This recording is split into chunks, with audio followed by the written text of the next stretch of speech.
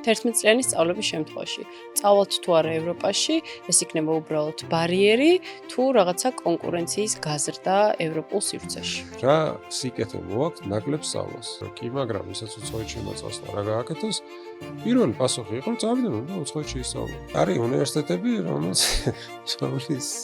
დიპლომის დადასტურება ვერ ხერხდება, იმიტომ რომ ხალხს ვეღარ პოულობენ. ხო, მაგრამ ყველამ უნდა ჩააბაროს უმაღლესში. ყველამ ისაც უნდა. ბადებს თუ არა ეს ერთგვარ რაღაცნაირ სოციალურ სეგრეგაციას და დისკრიმინაციას. რა გარანტია აქვს სახელმწიფოს, რომ მე-11 კლასი არ გახდება ახალი მე-12 კლასი?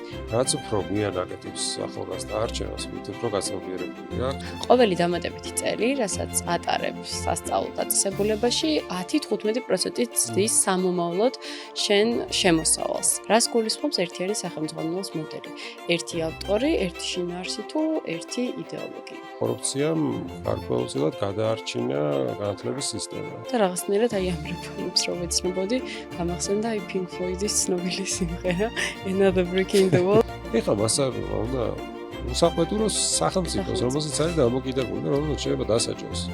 ის ამ აზრის გამოთქმისთვის. რატომ ვერ ჩამოყალიბდა სახელმწიფო ამდენი ხანია, რა არის ბავშვის საუკეთესო ინტერესები?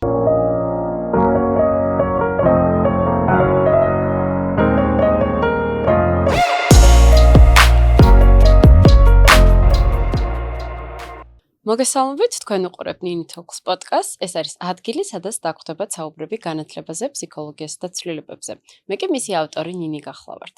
ჩვენი დღევანდელი ეპიზოდის თემა კი გახლავთ ზოგადი განათლების რეფორმები და სწორედ ამ თემაზე სასაუბროდ მოვიწვიე განათლების ექსპერტი ბატონი სიმონ ჯანაშია.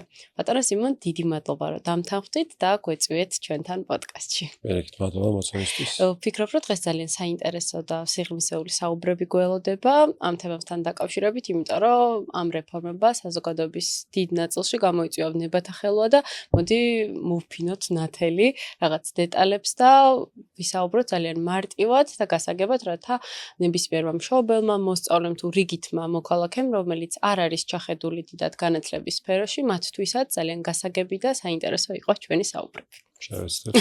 კი ბატონო. თუმცა სანამ უშუალოდ ზოგადი განათლების რეფორმებზე გადავიდოდეთ, მაინც ჯობს რომ ცოტათი გადავიდეთ წარსულში. დავბრუნდეთ იმ პერიოდში, როდესაც ჩვენი სისტემა იწყებდა მშენებლობას და ჩვენ როგორც ვიცით, ბოლო 20-25 წლის განმავლობაში განათლების სისტემა ძალიან დიდ ცვლილებებს განიცდის და მართლა 2000-იანი წლებიდან ნულიდან აშენდა სისტემა.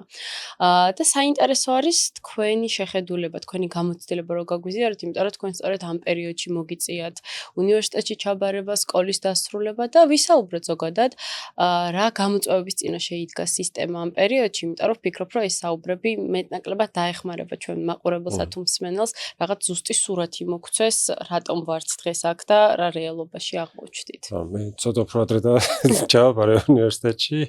ვიყავი პირველი თაობა, რომელმაც დაამთავრა სკოლა რაღაცა უცნაურ დროს და ადგილას, იმიტომ რომ სახელმწიფო მაგალითად რომელში დაამთავრე სკოლა, ზუსტად არ ვიცი. იმიტომ რომ საქართველოს დამოუკიდებლობა გამოცხადებული ქონდა, მაგრამ საბჭოში ჯერ დაშლილი არ იყო, ასე რომ ატესტატში ისიც კი არ მიწერია, რომელი სახელმწიფოს მიერ არის გაცემული, უბრალოდ წერია, რომ ეს არის რაღაც საშუალო სკოლის ატესტატი. და ეს იყო პირველი თაობა, რომელმაც ჩააბარა მაშინ უნივერსიტეტებში, ეს იყო 91 წელს და მაშინ ესე იგი პირველი რაც ცადა მაშინდელმა სახელმწიფომ იყო ის რომ ესე იგი საბჭოთა შინაარსი გადაეკეთებინა შემოეტანა უფრო მეტი ქართული შინაარსი მაგალითად საქართველოს ისტორია გაეძლიერებინა საქართველოს გეოგრაფია ქართული ენა და ლიტერატურა ეს იყო ძირითადი საზრუნავი პირველ რიგში და მერე უკვე 90-იანების ბოლოდან იწყება პროსტრუქტურული რეფორმები, რომელიც გულისხმობდა მაგალითად რამდენიმე სახელმძღვანელოს შემოტანას როგორც ალტერნატივების. მაშინ იწყება კერძო სკოლების გაჩენა საქართველოში, მაშინ უნივერსიტეტებიც ჩდება უკვე 90-იანების შუიდან. ჯერ თავიდან 90-იანების დასაწყისიდან რაღაცა კერძო სექტორი სახელმწიფო უნივერსიტეტებში და მერე უკვე დამოუკიდებელი კერძო უნივერსიტეტები. ანუ ერთ-ერთი ყველაზე დიდი მიმართულება 90-იანებში ეს იყო განკერძოება იყო, მაგრამ ამასთან ერთად იმ დროის ერთ-ერთი ყველაზე დამახასიათებელი ნიშანი არის კორუფცია განათლებაში და ერთი მხრივ ეს ძალიან ცუდი რაღაც იყო იმ მხრივ რომ ან დაფასებული იყო არა ცოდნა და ძალისხმევა, არამედ უფრო ნაცნობობა, ფული ვის ჰქონდა და ასე შემდეგ. მაგრამ მეორე მხრივ ამ კორუფციამ გარკვეულწილად გადაარჩინა განათლების სისტემა. და ესეც რამდენიმე საერთაშორისო კვლევაში მაქვს ეს წაკითხული და თავიდან ვიფიქრე რომ რაღაცა გასკვია კორუფციამ გადაარჩინა. ხო, საინტერესო ნამდვილად. აი მაგალითად 90-იანების ბოლოს როცა იწყებოდა ერთ-ერთი ყველაზე დიდი ხარდაჭერის პროექტის დაფინანსება სოფლიო ბანკმა გამოყო მაშინ აღარ მახსოვს 60 მილიონზე იყო ლაპარაკი, მაგრამ ბოლოს რამდენი იყო აღარ მახსოვს.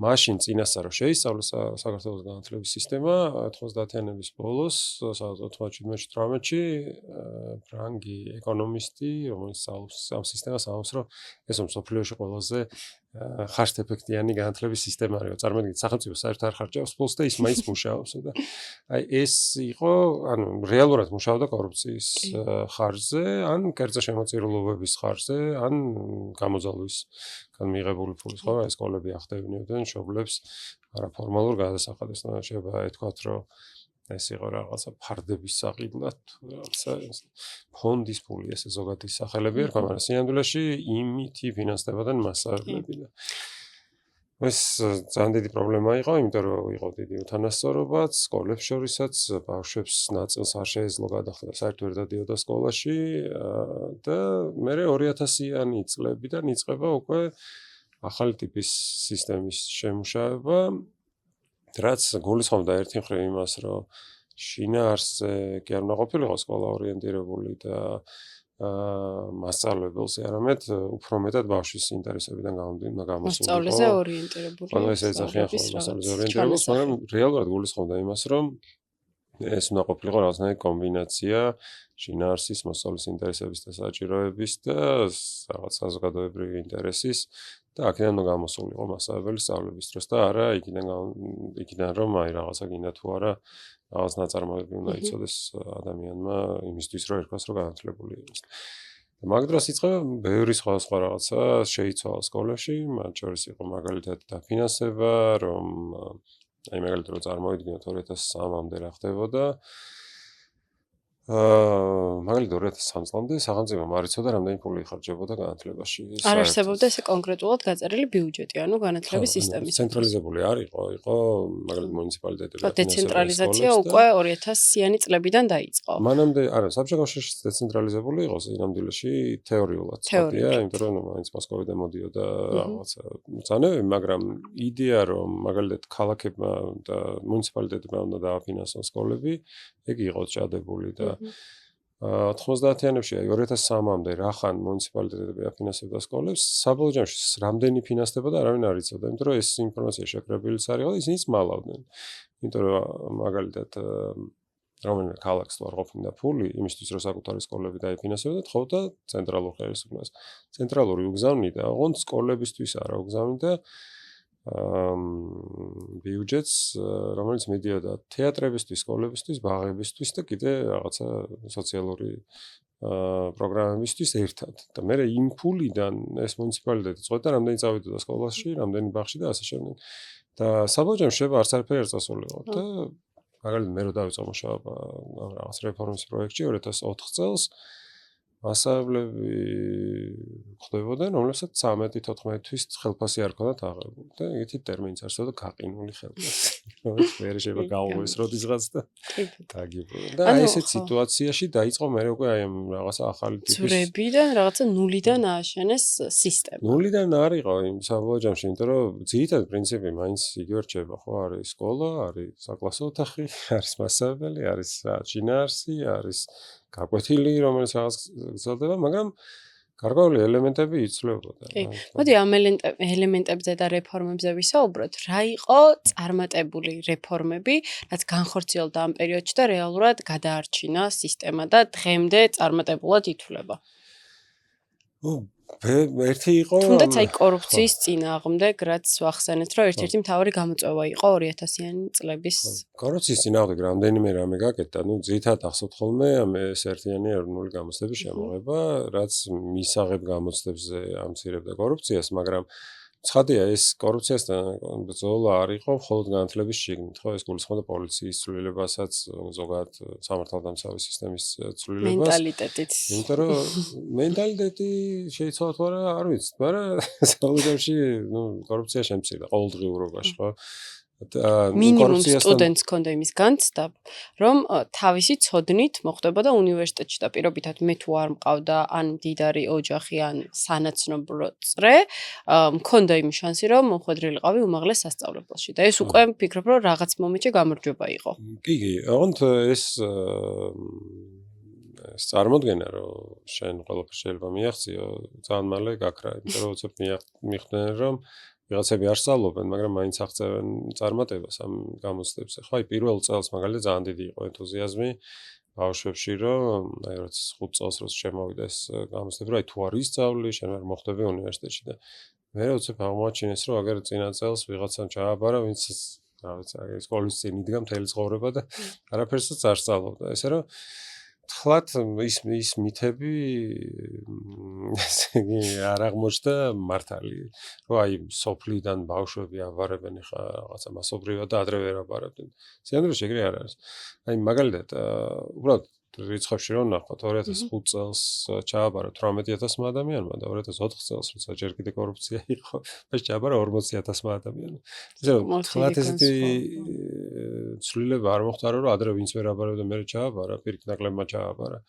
ან შემცირდა რაოდენობები და მე ისე რაზე იყო ეს დამოკიდებული მაინც მიუხედავად იმისა რომ შემოვიდა ეროვნული გამოცდები ასე თუ ისე სტანდარტიზებული ტესტები შემოვიდა და თანასწორ პირობებში ჩააყენეს აბიტურიენტები მაინც რატო იყო ესეთი სიტუაცია ტესტი კი თითქოს არის საერთო ყველასთვის და ამ მხრივ არის დაცული თანასწორობა, მაგრამ წინასწარი პირობები არის განსხვავებული. რეგიონსა და ქალაქის მოსწავლეებს შორის, იმიტომ რომ სწავლების ხარისხი განსხვავდებოდა ალბათ კი. ზუსტად ეგ არის რა და ამიტომ როცა მე ნელ-ნელა სწავლობენ ბავშვები და ოჯახები სწავლობენ იმას, რომ ანუ ხვდებიან იმას, რომ უპირატესობა აქვს რაღაცა სოციალურ ჯგუფს, მე ეს ენთუზიაზმი იკლებს.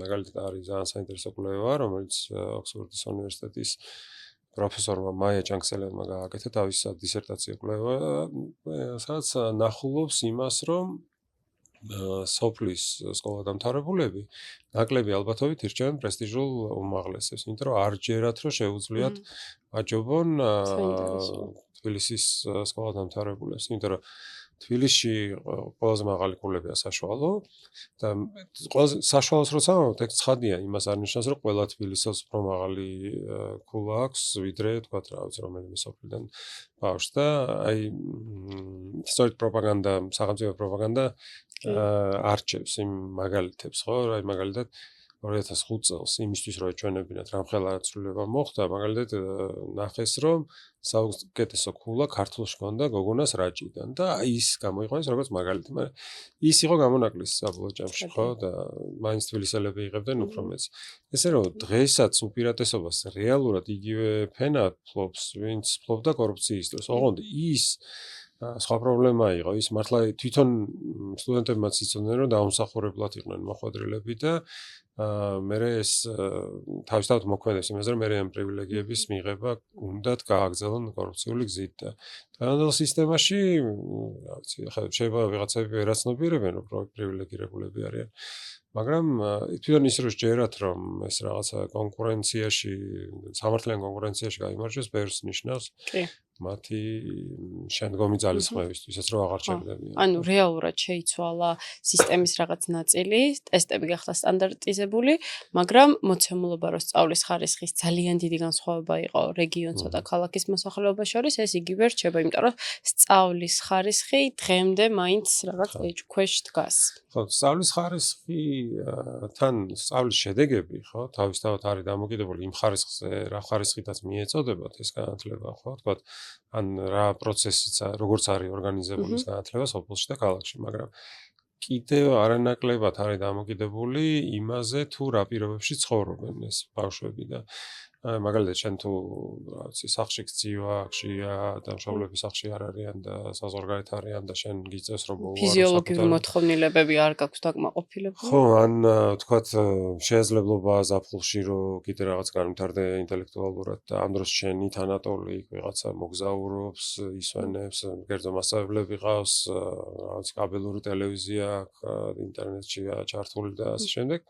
მაშინ იმას უპირატესობა იმ სოციალურ პირობებიდანაც აქვს, არა მხოლოდ სკოლის გამო, თორემ სკოლებშიც არის პრობლემა, რომ მასწავლებლები კომპეტენციების მიხედვითაც არ არის თანაბრად განაწილებული, რომ მაგალითად თბილისში ან ნებისმიერ ქალაქში უფრო მეტი არჩევანი აქვს სკოლას, რომ აირჩიოს უფრო კომპეტენტური მასწავლებელი და სოფელში ერთ საგანს შეიძლება ასწავლიდეს რამდენიმე საგანს შეიძლება ასწავლიდეს. შეიძლება შემცვლელიც ვერ იპოვონ ვიღაცა და ანუ არის სკოლები, სადაც საბუნებისმეტყველო და მათემატიკის ერთი მასწავლებელი არის ერთ სოფელში. ვერ პოულობენ, ხო, ან რამდენიმე სოფელში დადის მასწავლებელი და დროს ან დროც არა აქვს, რომ დამატებით იმუშაოს ბავშვებთან. ესე რომ ხო, ეგეთ ძალიან ბევრი პრობლემა რაც იყო და დარჩა, მაგრამ კიდევ რა იყო ისეთი წარმატებული რეფორმა, რამაც იმუშავა გარდა ეროვნული გამოცდებისა? ნუ მაშინ შემუშავდა მაგალითად ეროვნული სასწავლო გეგმა, რომელიც გახდა მე საფუძველი სხვა ცვლილებებისთვის, მაგალითად მასწავლებლების პროფესიული განვითარების სისტემისთვის, მათი სერტიფიცირებისთვის, ეს სასწავლო გეგმა გახდა გამოცდების საფუძველი, ხო, შინაარსი რაღაც ხონა იყო და სახელმძღვანელოების წარმოებისთვის და ასე შემდეგ. ახლა მანამდე რომ წარმოვიდგინოთ როგორ კეთდებოდა ეს ყველაფერი, იყო პროგრამა, სადაც უბრალოდ ჩამოთვლილი იყო თემები, რა, რომ აი ეს თემები უნდა ისწავლო, მაგრამ ამ თემას რო ისწავლი, მე რა უნდა იცოდე ან რა უნდა შეგეძლოს, არავინ არ იცოდა. მე მაგალითად 2004-ში რომ დავიწყე მუშაობა და რო ვიკითხე სახელმწიფო რა მიზნებისთვის ქმნის სკოლას რო ამიხსნა თქო, ვერ მითხრეს. ანუ ძალიან უცნაური იყო, მაგრამ რაიმე დოკუმენტიც არ არსებობდა. მაგალითად, ეხა ეროვნული სასწავლო გეგმა რო შექმნილიყო, ამის წინ კიდე მოგვიწია ზოგადი განათლების ეროვნული მიზნების დოკუმენტის შექმნა, სადაც რა ვიცი რა მარტივად წერია რა გვინდა განისაზღვრა როგორი მოქალაქის მიღება სურს სახელმწიფოს განათლებით. ანუ რისთვის არსებობს საერთო სისტემა, რას გვინდა რომ ხელში შევუწყოთ. ეს მანამდე არ არსებობდა, ანუ და მიდიოდა ყველაფერი ძალიან ესე ნუ რაღაცა წარმოდგენები არსებობდა, ხა რისთვის არსებობს სკოლა, ანუ ბევრი სხვადასხვა წარმოდგენა დღესაც არსებობს. ეხაც არ ნიშნავს ის, რომ იმ დოკუმენტის მიხედვით მუშაობს ყველა მასწავლებელი. და მშობლებს შეიძლება საერთოდ წაკითხული არ ქონდეთ, მაგრამ რეალურად რაციონალური გახდა ამ სისტემის დაგეგმა, ხო, რომ აი აგერ არის ახლა ძირითადი მიზნები, მე აქედან გამომდინარე სხვა ამოცანები. მე სკოლები გახდა ბევრად უფრო რაციონალური და ნაკლებად დამოკიდებული პოლიტიკურ პარტიაზე. ეხაც იყენებს პოლიტიკური პარტია სკოლებს ძალიან აქტიურად არჩევნების დროს, მაგრამ უბრალოდ წინა სისტემაში ეს ბევრად უფრო ადვილი იყო, მაგალითად იმიტომ რომ აი როგორც ახსენე, თუ მუნიციპალიტეტი აფინანსებს სკოლას, მაშინ მუნიციპალიტეტის წარმომადგენლები, აი მაგალითად მაჟორიტარი დეპუტატები, მე მიყვებოდნენ, რომ ეხლა რა კარგია რა სულადობრივი დაფინანსება არის სკოლის, იმიტომ რომ ადრე ჩვენ ვატყუებდითო, ეს 2004-ში 5-ში ხდება, ჩვენ ადრე ვატყუებდით მასწავლებლებს, რომ მოგიმატებთ ხელფას, ჩვენ თუ დაგვიჭერთ ხარსო და მე კი ვერ უმატებდით, მაგრამ რა გვექნა, რაღაც ხოლმე შეპირებულიყავითო და ესე შეპირდებოდნენ მასწავლებლებს, რომ აი თქვენი სკოლა თუ დაგვიჭერს ხარს, მაშინ თქვენ სკოლას მეტი ფული ექნება. და მართლაც ესე ხდებოდა, ან მართლა ატყუებდნენ და მე რა ვქნა, აი არ მოგცა ცენტრალურმა ხელისუფლებამ ფული და აი ეს თუ აზრობა იყო. და ეხლა სკოლამ წინასწარიც რა იქნება ბიუჯეტი, ანუ იქნება პოლიტიკურად ლოიალური თუ არ იქნება პარტიის მიმართ. ეს არ წყვეტს მათ ბიუჯეტს. შეიძლება მოხსნან სამსახურიდან დირექტორი ამის გამო, მაგრამ სკოლის ბიუჯეტი მაინც არ შეიცვლება, იმიტომ რომ წინასწარ რაღაც ფორმულით არის განსაზღვრული. მაგრამ მასწავლებლების მდგომარეობას დღეს არის ბევრად უფრო სხვანაირი. მაგალითად 2004 წლამდე კონტრაქტი არ არსებობდა ესეთი რაღაც ხო თითქოს უცნაური რაღაცა. ანუ რისთვის მუშაობს ადამიანი სკოლაში, იყო განსაზღვრული ბრძანებით, რა, ნუ უბრალოდ ვიღაცა წერდა ბრძანებას, რომ აი ეს დაინიშნოს მასწავლებლის მათემატიკის მასწავლებლის თანამდებობაზე და ასწავლოს 7 საათი ან 8 საათი და მორჩა. არანაირი შრომით ხელშეკრულება და ასე შემდეგ. ხო და დაცვაც შესაბამისად უფრო რთული იყო საკუთარი უფლებების. ხო რა, უამრავი რაღაც შეიცვალა, 12 წელი შემოვიდა ეგ შეიცვალა. ძალიან დიდი მონაპოვარი იყო ის. თვითონ საგნების სწავლების პრინციპი შეიცვალა, მაგალითად შემოვიდა ახალი პრინციპი, რომ ის კი არ არის მნიშვნელოვანი, რაც შეება ბევრი საგანი ისწავლებას, არამედ ის, რომ რაც შეება სიღრმისეულად ისწავლებას თითოეული. აი მაგალითად მე 10 კლასში 2004 წელს 5 წელს 18 სხვადასხვა საგანი ისწავლებოდა და ეს საგნები იყო ხელოვნურად იყო დაკუცმაცებული და მე მოსწავლეებს თვითონ უჭირდათ გაერთიანება. ხო, აი ეს ცალკე საგნები რო წარმოიდგინოთ, იყო ცალკე საგანი იყო მაგალითად ენა და ცალკე იყო ლიტერატურა, ცალკე იყო საქართველოს ისტორია, გეომეტრია, ალგებრა, საქართველოს გეოგრაფია, სოფლიო გეოგრაფია.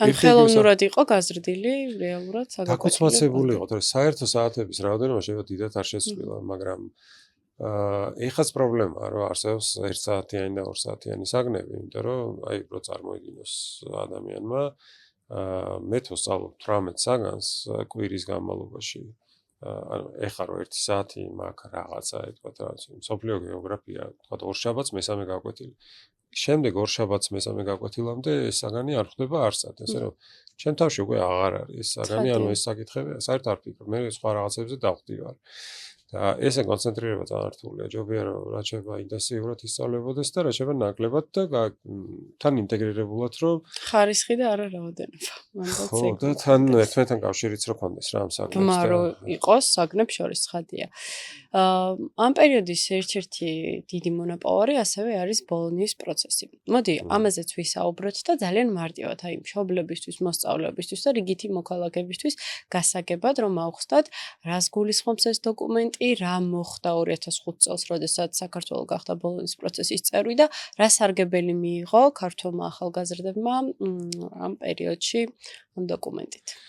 მაგალითად, ევროპელებს აქვთ რამდენიმე მიზანი, რომ ერთ-ერთი მიზანი არის, რომ რაც შეება მარტივი იყოს ევროკავშირის მოქალაქეებისთვის, ევროკავშირის შიგნით გადასვლას ერთი ქვეყნიდან მეორეში სამსახურის პოვნა, საკუთარი განათლების მიღება და ამ განათლების აღიარება. იმისთვის, რომ თქვა გერმანელმა მარტივად იყოს სამსახური თქვა ესპანეთში, ამისთვის თუ ესპანელი ითხოვს მისგან განათლებას, ეს განათლება, გერმანული განათლება უნდა იყოს აღიარებული ესპანეთშიც.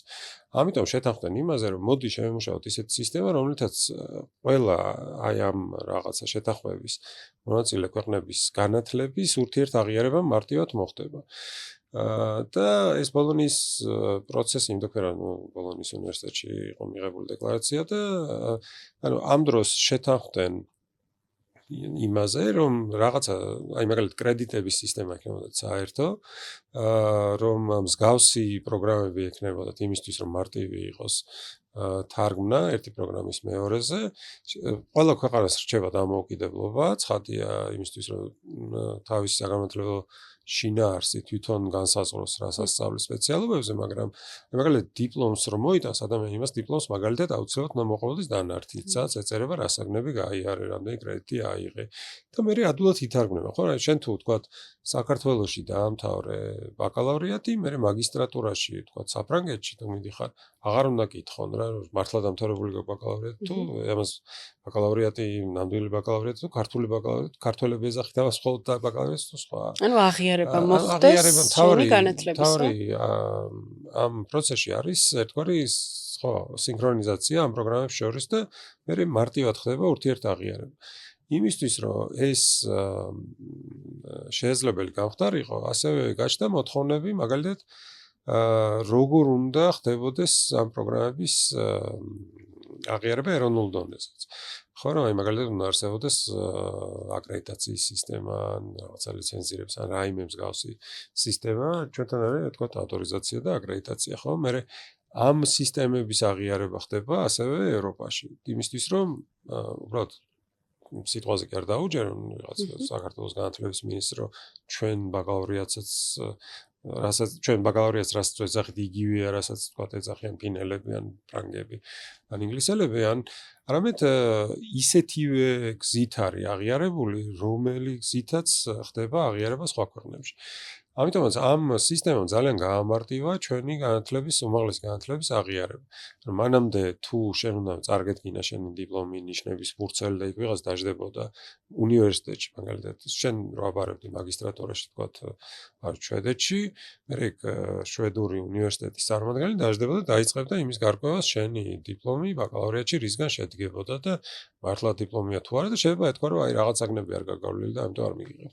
და ამ შემთხვევაში შენ უეჭქვეშ აღარ დგებოდა განათლების დონე და ხარისხი. ამ შემთხვევაში შენ თუ წინაპირობა იმ უნივერსიტეტს აქვს რომ უნდა ქონდეს დამთავრებული მაგალითად რა ვიცი ბიზნეს ადმინისტრირებისთვის რომ მიგიღო ბიზნეს ადმინისტრირების მაგისტრატურაზე რაღაცა ბიზნეს ადმინისტრირება საფრანგეთში ბაკალავრიატის დონეზე და საქართველოში თანაზომადი გამოდის. შეიძლება ხარისხი განსხვავდებოდეს, მაგრამ საბოლოო ჯამში ისინი თვლიან რომ კი ბატონო შენს გაქვს ხარისხი, კვალიფიკაცია. და იმასაც და მე უკვე შეეჯიბრო სხვა რაღაცა კრიტერიუმები. და ამიტომ საქართველოს მიერთება ამ სისტემისთვის იყო არის შესაძლებლობა ქართველებისთვის რომ უფრო მარტივად გააგზავნოს სწავლა ან მაგალითად როცა ცდილობენ დასაქმებას ევროპაში უფრო მარტივი იყოს იმ დამსაქმებლისთვისაც იმის გაგება მართლა განათლება აქვს ამ ადამიანს თუ თვითონ შექმნა უნივერსიტეტი თავის სარდაფში როგორც მანამდე იყო და მის თავის დიპლომი გამობეჭდა. ხო, ანუ ერთგვარი ჩვეულებრივი ამბავი იყო, ანუ 200 რაღაცა უნივერსიტეტი იყო 2003 წლამდე. და აი მართლა მაგალითად 51 სკოლაში იყო თან უნივერსიტეტიც რა და რაღაცა დირექტორის ქმარს ჰქონდა გახსნილი. გვერდზე ფლიგელში და აი ესეთი რაღაცები და ჩვეულებრივი. ცხადი არც ავტორიზაცია, არც აკრედიტაცია ამ შემთხვევაში არა. და დიპლომებიც გაიცემოდა ძალიან ისე მარტივად.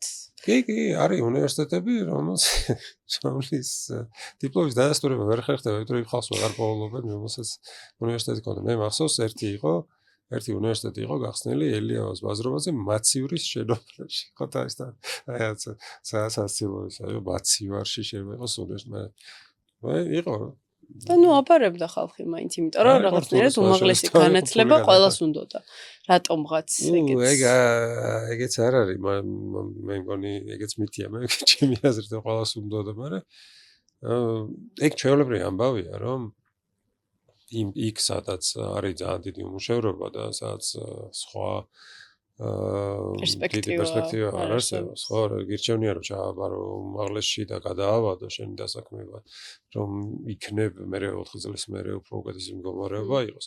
თავი რომ დავანებოთ იმას, რომ მაგალითად ჯარში წასვლა არ უნდა ხალხს და იმიტომ აბარებს ნაწილი მშობლებისთვის მნიშვნელოვანია, იმიტომ რომ თვლიან რომ ამის გარეშე ვერ ჩაითვლებიან სრულფასოვან მოქალაქეებად. ან რაღაც სოციალურ ჯგუფში ვერ შეინარჩუნებენ ადგილს, ხო, თქვა თუ მშობლებს განათლება აქვს, უმაღლესი და შვილებს არ აქვს, მე მშობლები ნერვიულობენ, რომ აი მშობლები არ გამოგივიდა ისეთი როგორც ჩვენ ვართ, ან იმდეს ვერ მიაღწია. მენტალიტეტი სამწუხაროდ იყო და სამწუხაროდ დღემდეც არის, რომ რატომღაც ყველა მშობელს გონია, რომ აუცილებლად მათმა შვილებმა უნდა ჩააბარონ უმაღლესში და ეს არის უპირობო მოცემულობა. მე აწუხებს ეგ მენტალიტეტი არანაირად, მე მგონია რომ კარგიც არის, ანუ რო იფიქრონ რომ ცუდია უმაღლესი განათლება კიდევ უარესი იქნებოდა. მაშინ ტრულად რო უყურებ რა უმაღლეს განათლებული ცოდი ხალხია. ხო, მაგრამ ყველამ უნდა ჩააბაროს უმაღლესში. ყველამ ვისაც უნდა. ყველამ ვისაც უნდა. კი, ეგ არის მანდ თავარი, ვისაც უნდა და არა ვის მშობელსაც უნდა. ხო, კი ბატონო. დაუბრუნდეთ მაშინ ისე ბოლონიის პროცესს და აუცილებელი არის რომ განსაზღვროთ ის ფაქტი, რომ ბოლო პერიოდში, აი ზოგადი განათლების რეფორმებსაც რომ გადავიდეთ ნელ-ნელა, 11 წლიანი სწავლების მოდელზე საუბრისას ძალიან ბევრი ადამიანი საუბრობდა იმაზე, რომ თუ 11 წლიანი სწავლება დამტკიცდება და ეს რეფორმა დამტკიცდება, ამ შემთხვევაში ბოლონიის პროცესის წევრობას ფორმალურად თუ არაფორმალურად ვეთიშებით, მაგრამ მნიშვნელოვანი არის რომ განსაზღვროთ, რომ რეალურად ბოლონიის პროცესი ორიენტირებული არის უმაღლეს განათლებაზე და არა ზოგად განათლებაზე და ვინც გაეცნობა ამ დოკუმენტს, ვერსაც წაიკითხავს იქ რომ წერია 12 წელი უნდა იყოს სწავლება თუ 11. მაშინ საიდან გაჩნდა ეს აზრი საზოგადოებაში და რა პრობლემები შეიძლება შეექმნას ახალგაზრდა სტუდენტს 11 წლიანი სწავლების შემთხვევაში? ეს ბოლონიის პროცესი იყენება ხოლმე ხშირად გამარტივებისთვის ამ ტერმინს, რომ რა ვიცი, მაგალითად როცა რეფორმები მიდიოდა ჩვენთანაც უმაღლეს განათლების, აი მაგალითად კორუფციასთან ბრძოლა რო იყო და უნივერსიტეტებიდან მაგალითად ხალხი რო გაუშვეს, იმიტომ რომ მანამდე ჩართული იყვნენ კორუფციაში, მაშინ სამუდამოდ ბოლონის პროცესის მოთხოვნა, მაგრამ ბოლონის პროცესი არც კორუფციაზე ამბობს არაფერს. ბოლონის პროცესისთვის პრობლემა შეიძლება გაჩნდეს, იმიტომ რომ 11 წლიან სწავლებაზე გადასვლის შემდეგ ახალგაზრდებს გაუჭირდებათ უმაღლესებში წასვლა ევროპაში, იქ სადაც ითხოვენ მინიმუმ 12 წლიან განათლებას და ეს არის ჩვეულებრივი ამბავი. მაგალითად, გერმანიაში ზოგიერთ ფედერალურ ერთეულში 13 წლიან განათლებას ითხოვენ.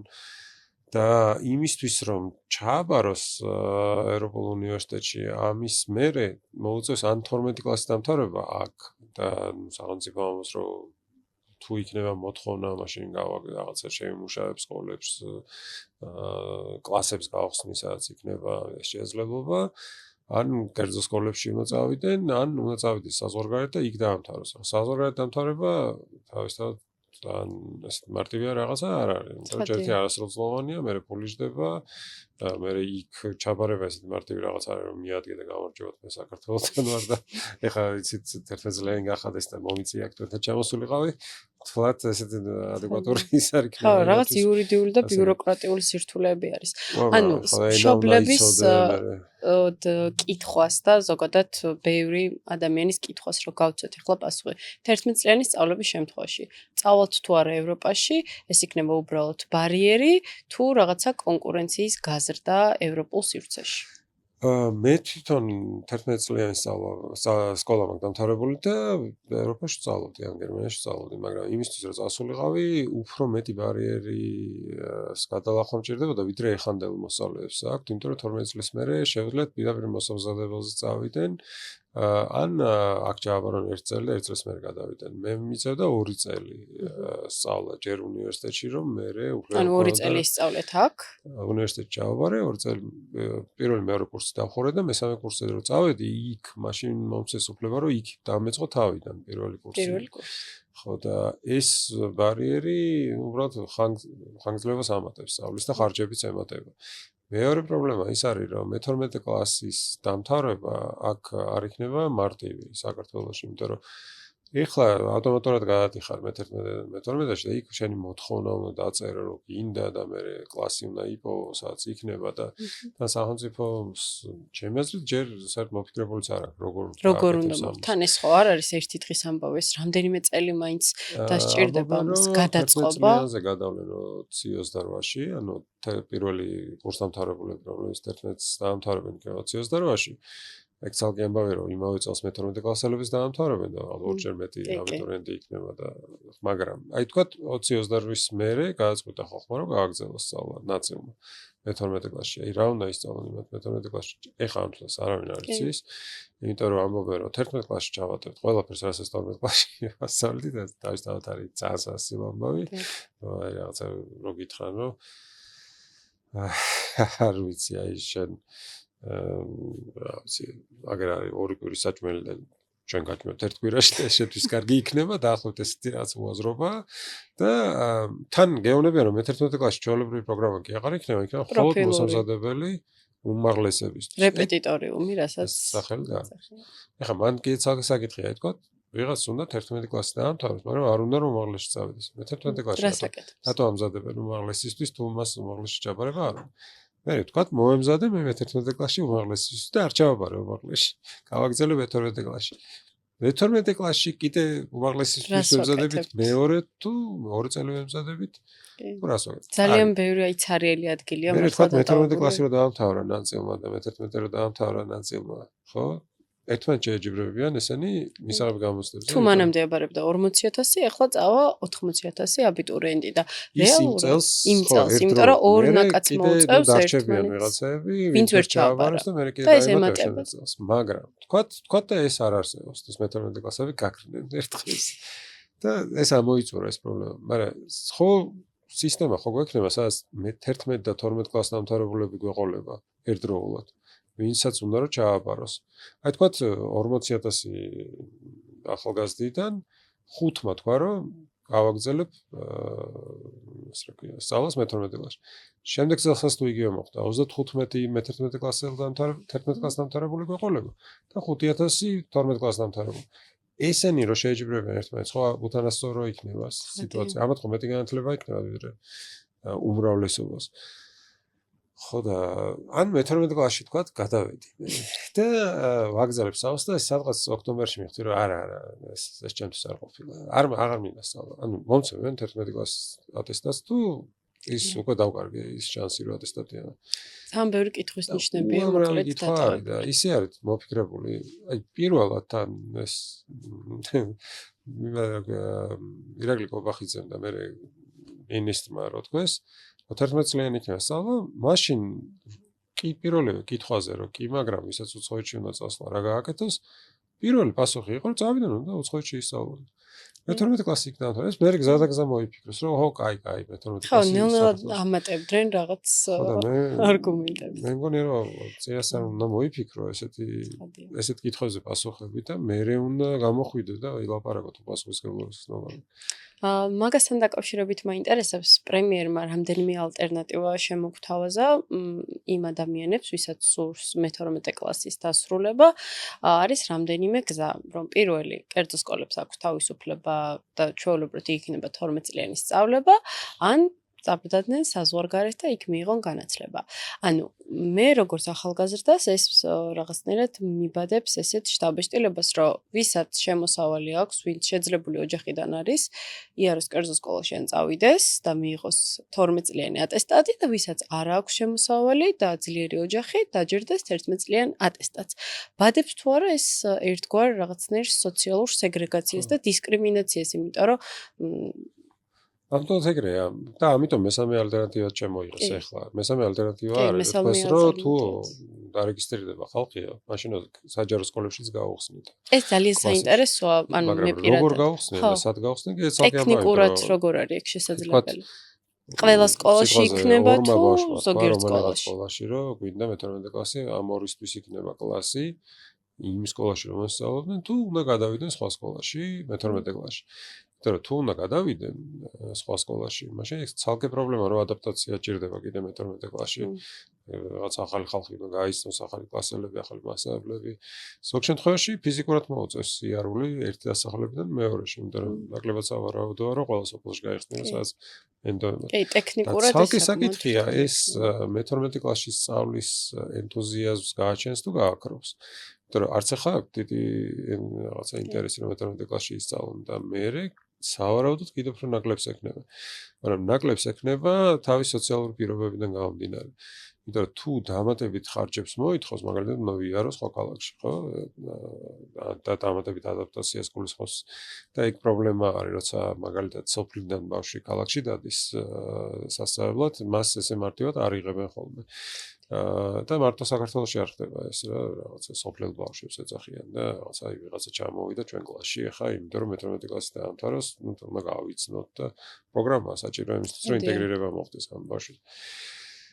ხო და ესეთი საკითხებით მე მგონი რომ საერთოდ გათვლილი არ არის და ეს კი ნამდვილად გამოიწვევს სეგრეგაციას და პრობლემა ის კი არ არის რომ თან ისე არის აღწერილი რომ აი მაინც უმეტესობა არ მიდის საზღვარგარეთ და რა მნიშვნელობა აქვს დაამთავრონ 11 კლასი და პრობლემა ის არის რომ ძალიან ბევრი შესაძლებლობა არსებობს იმისთვის რომ ისწავლოს საზღვარგარეთ და ამ შესაძლებლობებს ვერ გამოიყენებენ ახალგაზრდები იმიტომ რომ შეგვიძლია გაახსენდეთ რომ ესეთი რაღაცა შესაძლებლობა არსებობს აი მაგალითად შეიძლება ჩააბარო უნივერსიტეტში და უნივერსიტეტიდან გინდოდეს რომ გადახვიდე მე საზღვარგარეთ სასწავლებლად იმიტომ რომ რაღაც პროგრამა გამოჩნდა და უცებ იქ გითხრან რომ უი იცი შენ რაღაცა 13 წელი გაქვს მარტო ნასწავლი ან 11 წელი მაშინ ან 12 წელი გაქვს ნასწავლი 1 წელი გაქვს მარტო უნივერსიტეტში ნასწავლი და მანამდე 11 წელი სკოლაში და ვერ მიიღებ და ამით გამო დაკარგო და მე აი მე რა უნდა გააკეთო ეგ ცალკე საკითხია ხო აი თქვა პირველი კურსი დახურე უნივერსიტეტში და მე მივხვდი რომ გაკლია 1 წელი მე რა სკოლაში დაბრუნდები იმას გაივლი თუ უნივერსიტეტში გაივლი თუ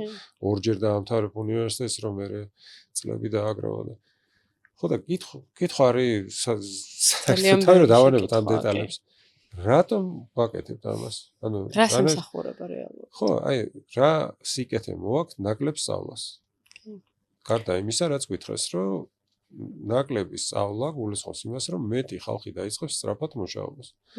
ხო და სწრაფად დაიწყებს მუშაობას. იაფი მუშახელი შეიქმნება ხო და იაფი მუშახელიც რა ასიკეთია, ხო?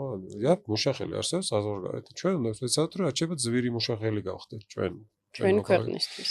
და თუ გჭირდება იაფი მუშახელი, შეიძლება ვიქირაო სხვა ქვეყნებიდანაც რა. რა დროებით ჩამოვიდეს, რაღაც ააშენოს და წავიდეს რა მაგ. და თუ გვინდა რომ ჩვენი მოსახლეობა მშენებლობაზე მუშაობს, ეგ ცალკე გეგმაა ეს. რეალურად ესეც პირობებს ქმნიან, კი.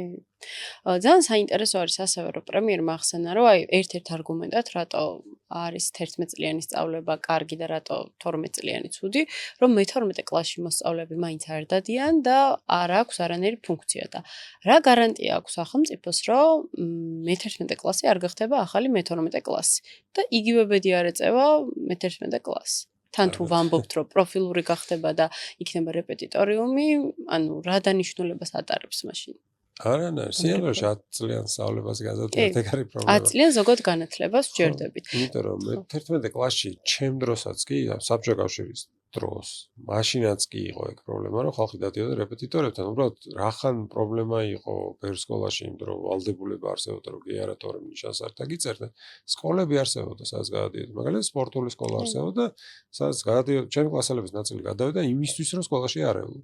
იმიტომ რომ იქ გაძლევდნენ რაღაცა უფლებას, რომ გაგეცდინა სკოლა, იმიტომ რომ ამბობდნენ, რომ ვითომ სპორტსმენი ხარ და ვარჯიშობ, საპატიოდ. ხო და მე ხა ამ ლოგიკიდან გამომდინარე ამბობენ იმას, რომ მე-11 კლასში ჩვენ მოგამზადებთ, ნუწახოთ რეპეტიტორთან. ეხლა თქვენი აზრით რას იზამენ რეპეტიტორები? რეპეტიტორები ეტყვიან, რომ მაინც ვერ მოგამზადებენ იქ და მოდით ჩვენთან. მაგრამ პრობლემა ის კი არ არის, რომ სკოლა ვერ აძლევს განათლებას, რომლითაც ჩააბარებს და ეხლა აწი მიცემს. ვერ მიცემს იმ განათლებას, იმიტომ რომ თუ აქამდე ვერ აძლევდა 2 წელიწადში რა შეიცვლება, ხო? სწავლების ხარისხი გაიზრდება, მაგრამ მეორე არის, რომ არასდროს არ იქნება საქართველოში ის სიტუაცია, თუ ესეთი გამოცდები დარჩა, როდესაც სკოლა იქნება საკმარისი. შეიძლება სკოლაში ძალიან მაგარი განათლება მოგცენ, მაგრამ ასეთ გამოცდებზე შენ ეჯიბრები ბავშვს, რომელიც შედეგებიც არ იცი. სხვა სკოლიდან არის ეს ბავშვი. მაგალითად, შენთან, რა ვიცი, ისტორიას გასწავლის ივან ჯავახიშვილი. და ძალიან მაგარი მასწავლებელია, ძალიან მაგრად გასწავლის, მაგრამ იმის სკოლაში ასწავლის ნიკო ბერძენიშვილი და ის ნიკო ბერძენიშვილი შეიძლება გამოცდებისთვის უკეთ ამზადებდეს, ვიდრე ივან ჯავახიშვილი. შეიძლება ივან ჯავახიშვილი უფრო ფართო განათლებას აძლევდეს, უფრო რა ვიცი, მაგრამ ნიკო ბერძენიშვილმა იცის ტესტების რაღაც მოარგოსის და ეს მშობელი ხო ნერვიულობს იმაზე, რომ რაღაც ხო არ ვაკლებ ბავშვს იმითი, რომ რეპეტიტორთან არ მივყავს, იმიტომ რომ არ ვიცი ის კონკურენტი ემზადება თუ არ ემზადება და მე რაღაც ავტომატურად ვცდილობ, რომ შენ მთელი შენი დროა, просто შენი შვილის მთელი დრო გამოიყენო ვარჯიში, იმისთვის რომ მე აჯობო კონკურსში სხვასთან. სანამ ესეთი კონკურსი არსებობს, მანამდე ივარჯიშებს ყველა. და არავინ არ იტყვის რა იმ ეს რეპეტიტორობის კულტურა ვერ აღმოიფხვრება ერთი კლასის ჩამოშორებით. ერთი კი არა, სულ რო გააქვთ ყველაფერი, არაფერი. ანუ სულ რო დაამატო, აი რო თქვა, რომ მე-11 კლასში იქნება დილის 9-დან საღამოს 9 საათამდე, ხო? მაინც არ აღმოიფხვრება.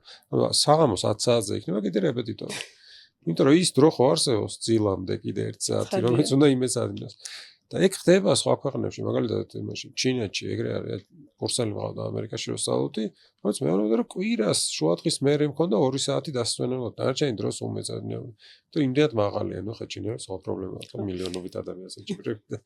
ჩვენთან მაგას გეუბნები, ხა შევამცირებთ ადგილებს უნივერსიტეტებში. კონკურენცია გაიზრდება, თან ორი ნაკადი თუ ერთად წავიდა და მართლა 80,000 სტუდენტთან. ხო და შეუძლებელია ასეთ პირობებში შემცირდეს. მიდის აი ამდენი სტუდენტი, რომლებიც დარჩებიან უნივერსიტეტის მიღმა. რა ბედი ეწევათ შემდგომში? თეორიულად ფიქრობენ, რომ ეს ხალხი თუ არ ჩააბარეს უნივერსიტეტებში, მაშინ ან წავლენ პროფესიულ სასწავლებლებში, ან დაიწყებენ მუშაობას და აი რა კარგია, ეხლა უსაქმუროები არიან და მე აღარ იქნებიან უსაქმუროები. სიამოვნებაში ეგრე არ არის. ანუ თუ მე ვიცი, რომ ჩემი სამსახური არ იძლევა ღირსეულ შემოსავალს, ხშირ შემთხვევაში ახალგაზრდები მიდიან საზღვარგარეთ და იქ ცდილობენ, რომ ემუშაონ. ეხლა შედარებით მარტივი გახდა სეზონური სამუშაოები, რამდენიმე თვით წახვიდე ევროპაში, იქ რაღაც სამუშაო გააკეთე, ჩამოხვიდე.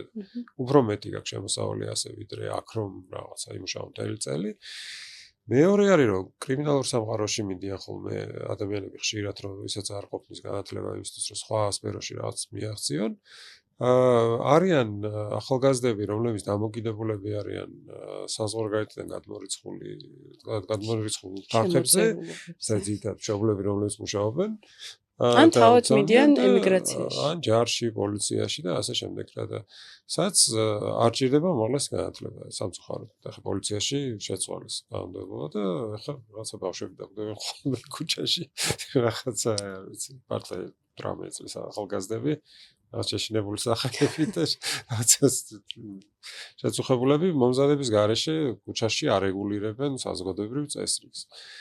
ხო და რა ვიცი, არც ერთი ეს ალტერნატივა კარგი არ არის საბოლოო ჯამში ქვეყნის განვითარებისთვის, თორე პოლიციელიც იყოს კი ბატონო 18 წლის პოლიციელი. მოდი ახლა ვისაუბროთ, შევეხეთ აკადემიურ ნაწილს, მაგრამ ვისაუბროთ უფრო ფსიქოსოციალურ ნაწილზე. რას მოგვიტანს რეალურად ეს -1 წელი სწავლებისა, იმიტომ რომ როგორც ვხედავთ, სკოლას დაამთავრებენ 16-17 წლის ასაკში, თუ 5 წლის არის სკოლაში მოსწავლა შესული, საერთოდ 15 წლის ასაკში შეიძლება დაასრულოს და მოდი ვიმსჯელოთ ამაზე, როგორც პედაგოგს გექნებათ ამ კუთხით გამოცდილება და ცოდნა, რა პერიოდს გადის ამ პერიოდში ამ ასაკში მოსწავლე და რამდენად აქვს იმის ფსიქოლოგიური და ემოციური მზაობა, რომ გააკეთოს ისეთი მნიშვნელოვანი ცხოვრებისეული გადაწყვეტილება, როგორიც არის პროფესიის არჩევა. ხო, აი ეს 12 წელი რომ შემოდიოდა, იქ ბოლონიის პროცესი არის მნიშვნელოვანი, სწორედ ერთ-ერთი მთავარი არგუმენტი ეს იყო, რომ რაც უფრო გვიან აკეთებს ახალგაზრდა არჩევანს, მით უფრო გაცნობიერებული აქვს და მით უფრო ნაკლებად უნდება მერე რაღაცა პირველი 5 წლის განმავლობაში რომ შეიცვალოს თავისი არჩევანი, რაც პრობლემაა ხო, იმიტომ რომ შენ თუ დაიწყე რაღაც პროფესიის დაუფლება შუაგზაში მიხდი რომ არ ღირს და მერე თავიდან დაიწყე, მერე შეიძლება მიატოვო საერთო უმაღლეს განათლებას და საერთო განათლებას. მეორე არის რომ არასრულწლოვნები მიდიან ჯარში და მერე ცალკე პრობლემას ქნის, რომ რაღაცა წესით ხო რა ვიცი, მე მგონი რომ არასრულწლოვანი ადამიანი ჯარში არ უნდა მიდიოდეს, იმიტომ რომ თავის თავზე პასუხისმგებელი ბოლომდე არ არის და მერე ცალკე ამბავია რომ რა ვიცი, არა მხოლოდ გაცნობიერების პრობლემაა იმისი რა პროფესიის არჩევა და რაც ცხოვრებისეული გზის არამედ გამოცდილების შეძენის დროც არ გაქვს. აი მაგალითად იმისთვის რომ გაიგო, რამდენად ღირს რომ გახდე ექიმი, უნდა რაღაც მომენტში წახვიდე, ნახო კლინიკა როგორ მუშაობს და ამისთვისაც დრო გჭირდება.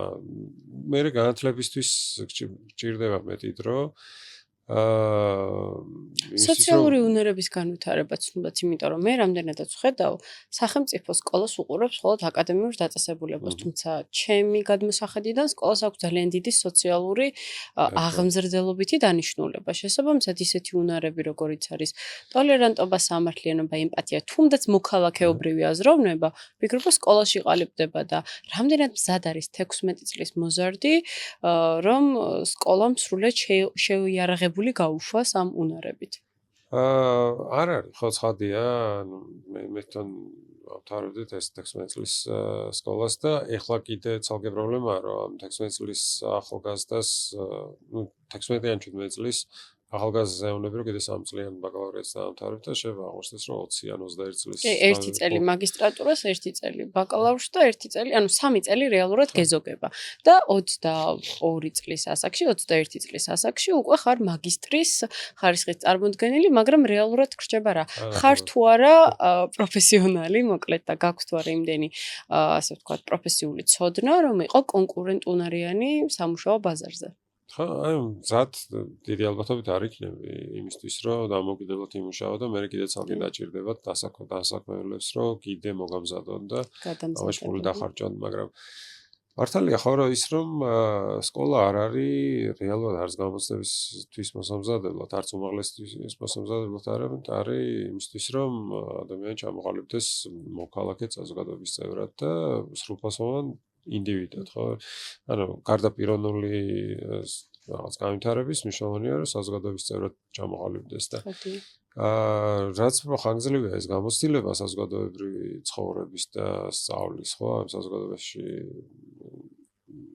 ცხოვრების მით უფრო დიდი შანსია რომ მე გაცნობიერებულ არჩევანს აკეთებს ხოლმე მაგალითად როცა პოლიტიკურ არჩევნებში მოიღოს მონაწილეობას ხო და სკოლის ერთ-ერთი ფუნქცია ესეც არის რომ რაღაცნაირი მიკრომოდელი შექმნას საზოგადოების სადაც ამ გამოცდილებას იძენს ამიტომაც მაგალითად ერთ-ერთი მიღწევა რომ ლაპარაკობთ რა იყო 2004 წლის შემდგომი რეფორმების ეგეც იყო რომ სკოლებში ჩამოყალიბდა თვითმმართველობები სადაც მაგალითად ეს უნარები უნდა შეეძინათ ძალიან სუსტია სკოლებში და ფორმალობა არის მაგრამ ერთ-ერთი არაფორმალური განათლებაც ამ კუთხით დიდ როლს თამაშობს რომ ესეთი უნარები ჩამოუყალიბოს მოსწავლეს და რატომ წვეთთ ჩვენ ახალგაზრდებს ესე ნუ ერთ-ერთი პრობლემა სხვა შორის რაც ხელს უშლის ამის ჩამოყალიბებას სწორედ ის არის რომ გამოცდებზე ორიენტირებულია ჩვენი სისტემა მაგალითად ის რომ მე-12 კლასში არ დადიან სკოლებში ამასაც უწყობს ხელს რომ რაც შემო ნაკლებად იყვნენ ჩართულები საზოგადოებრივ პროექტებში. მე მუშაობ სკოლაში, სადაც მე-12 კლასში ბავშვები დადიან.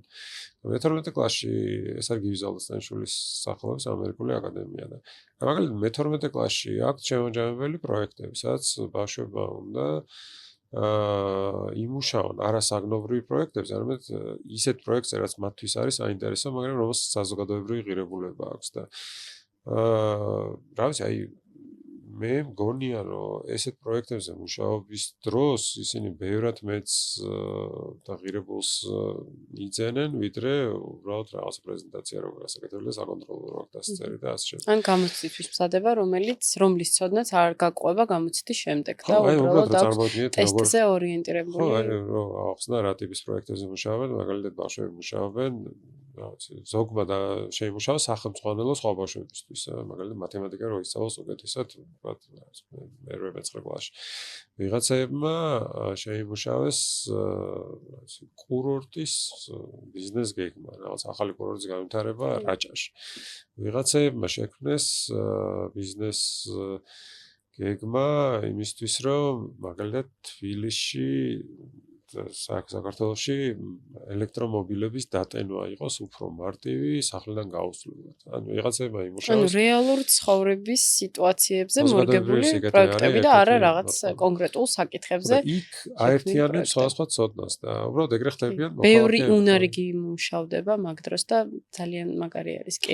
რეალურად ეს დანიშნულება უნდა ქონდეს მე-12 კლასს და არა და მე-11-ესაც და არა ის რომ მოიწოდოს. სხვა სკოლაში რო უთხრა რომ ეს უნდა გააკეთო, უბრალოდ ეტყვიან რომ არ ვწავლე გამოცდებისთვის ემზადებთ. აქაც ემზადებიან გამოცდებისთვის, უბრალოდ სკოლის მოთხოვნაა, რომ გამოცდები არ უნდა იყოს მიზანი, მაგრამ ხო, ანუ ძალიან ბევრი დრო იკარგება, რაღაც ისეთი რაღაცისთვის, რასაც ღირებულება აქვს მხოლოდ იმ ზაფხულს, ხო? იმ ზაფხულს ან ჩააბარებ, ან ვერ ჩააბარებ და ის დაკარგულია მთელი წელი, ხო? რაც შენ აკეთე ამ წელს რეალურად რეპეტიტორობა რომ მივხვდეთ რას ნიშნავს რეპეტიცია ნიშნავს გამეორებას ხო ვარჯიშს და ანუ რაღაც მასწავლებელი უნდა გქონდეს მე იმას უნდა ვიმეორებდე წესით რა რეალურად მაგიტო გჭირდება 1 წელი ან სხვა შემთხვევაში 2 წლით ადრე იწყებენ რეპეტიტორებთან სიარულს იმიტომ რომ მეც გულწრფელად რომ თქვა როცა ვემზადებოდი რეპეტიტორებთან რაღაც საკითხები მართლა პირველად გავიგე როცა ვემზადებოდი ეროვნული გამოცდებისათვის იმიტომ რომ მიუხედავად იმისა რომ კარგი მოსწავლე ვიყავი და კარგად ვსწავლობდი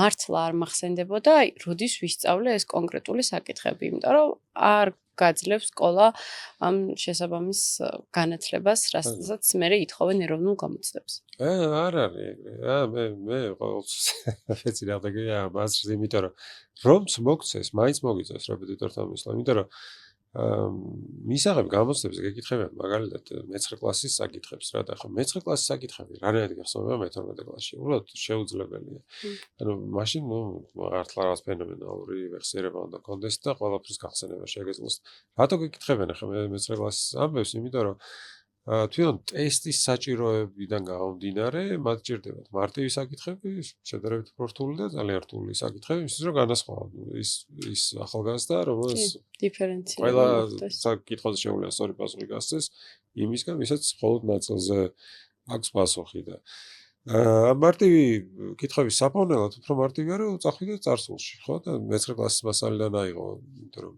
რაღაც უფრო მარტივია ხო და სინამდვილეში ახალგაზრდა სჭირდება გახსენება იმ საკითხების მე რაღაც არ ვიცი მათემატიკაში რო გასწავლოს რაღაც მე-9 კლასში შეიძლება ის ნაწილი აღარ გამოიყენებოდეს მე-12 კლასის მათემატიკაში და მაინც გჭირდებოდეს რომ გამოიყენებოდა ეგ პრინციპი ზოგადად რომ გამოცდები არის ერთადერთი და განსაზღვრელი არის პრობლემა და თან ის რომ შენ გამოცდას ერთხელ აბარებ ამ ზაფხულში და მე იმდენად მნიშვნელოვანი მომენტია რომ შეიძლება ამან გააწყვიტოს შენი ბედი მაგალითად ჯარში წახო თუ უნივერსიტეტში წახო თუ სხვაგან ხო ეს განაპირობებს იმას რომ ამ ხელა ინტერესია რომ მოიმზადო და სანამ ეგ სისტემა არ შეიცვლება მანამდე ყოველთვის იქნება პრობლემა მაგალითად ამისი ალტერნატივა არის ზოგ ქვეყანაში რომ ბოლო თქვა 2 ან 3 წლის განმავლობაში არის სპეციალური პროგრამები იმ ხალხისთვის, ვისაც უნდა რომ მაღლაში ჩააბაროს, ხო? და იქ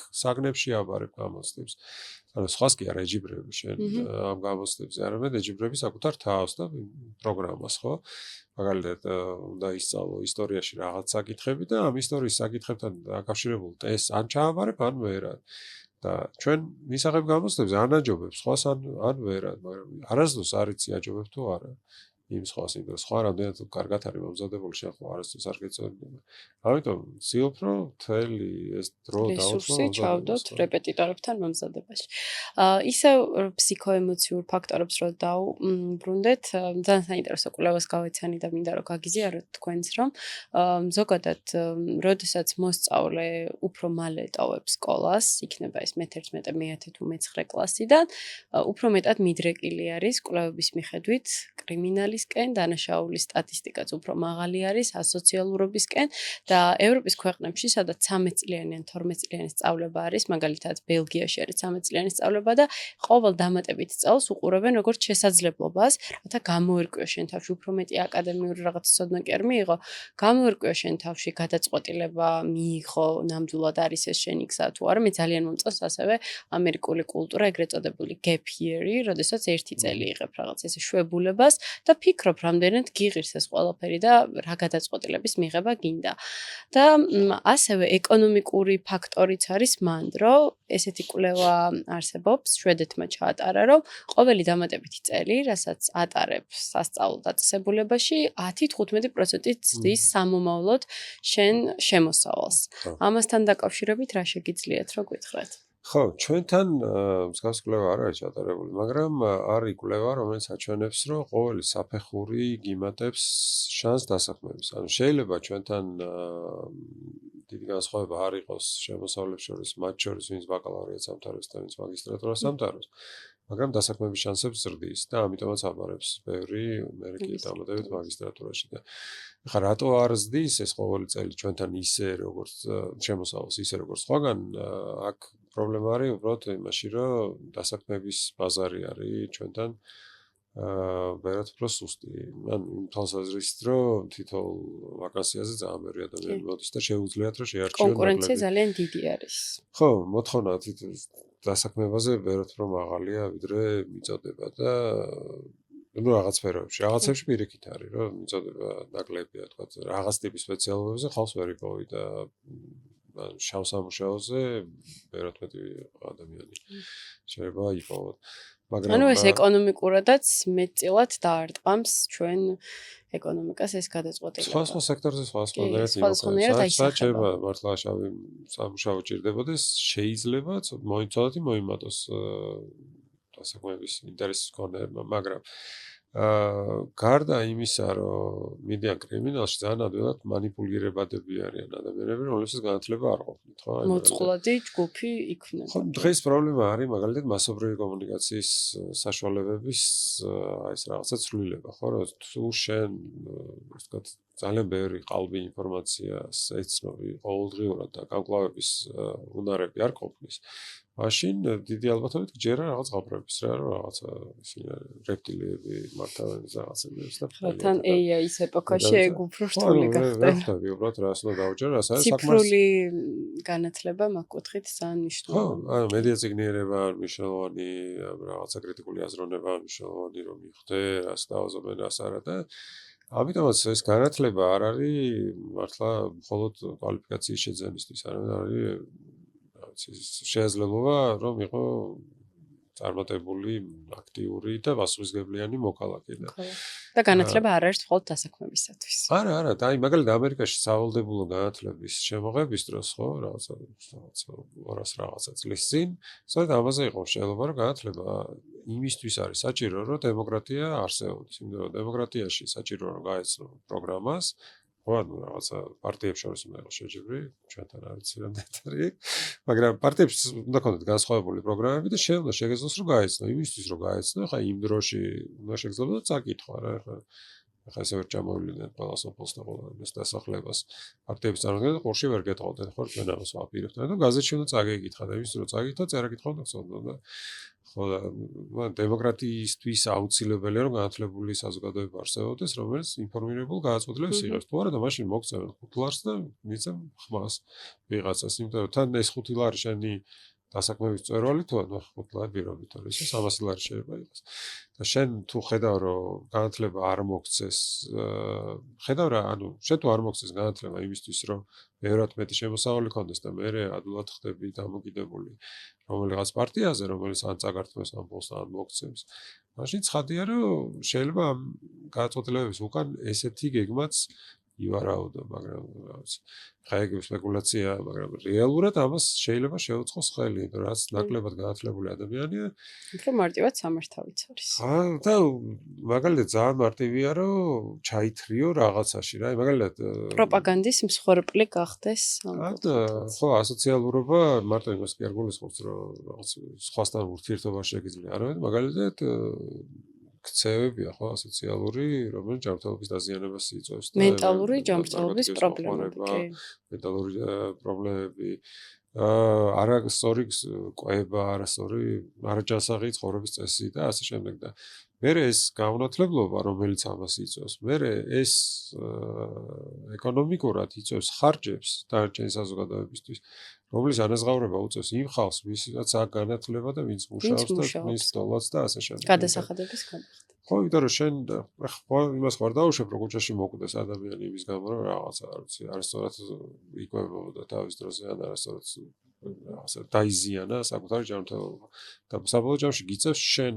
იმ ხარჯების ანაზღაურებებს ამიცინო ხარჯების ანაზღაურება იმისთვის რომ ეს რაღაცა სოლიდარული იყო ხო იმ საზოგადოების ნაწილთან ამაზე ბევრად უკეთესია რომ იმ ადამიანს თავად ქონდეს განათლება იმისთვის რომ თვითონ იზრუნოს საკუთარ ცხოვრების წესის გაუმჯობესებაზე რომ რა ვიცი რაღაც ადრეულ ასაკში არ უწევდეს რაღაც გულსის საფრთხე რაღაცა სისტემის პურნალობა და რაღაცა 1000 რაღაც პრობლემაა კეთილი. გადავიდეთ მაშინ შემდეგ ახლახანს დაინიცირებულ რეფორმაზე, ერთიანი სახელმძღვანელოს მოდელზე და ძალიან მოკლედ რო განმარტოთ ეს ჩვენი მსმენელისთვის თუ მაყურებლისთვის, რას გულისხმობს ერთიანი სახელმძღვანელოს მოდელი. ერთი ავტორი, ერთი შინაარსი თუ ერთი იდეოლოგია.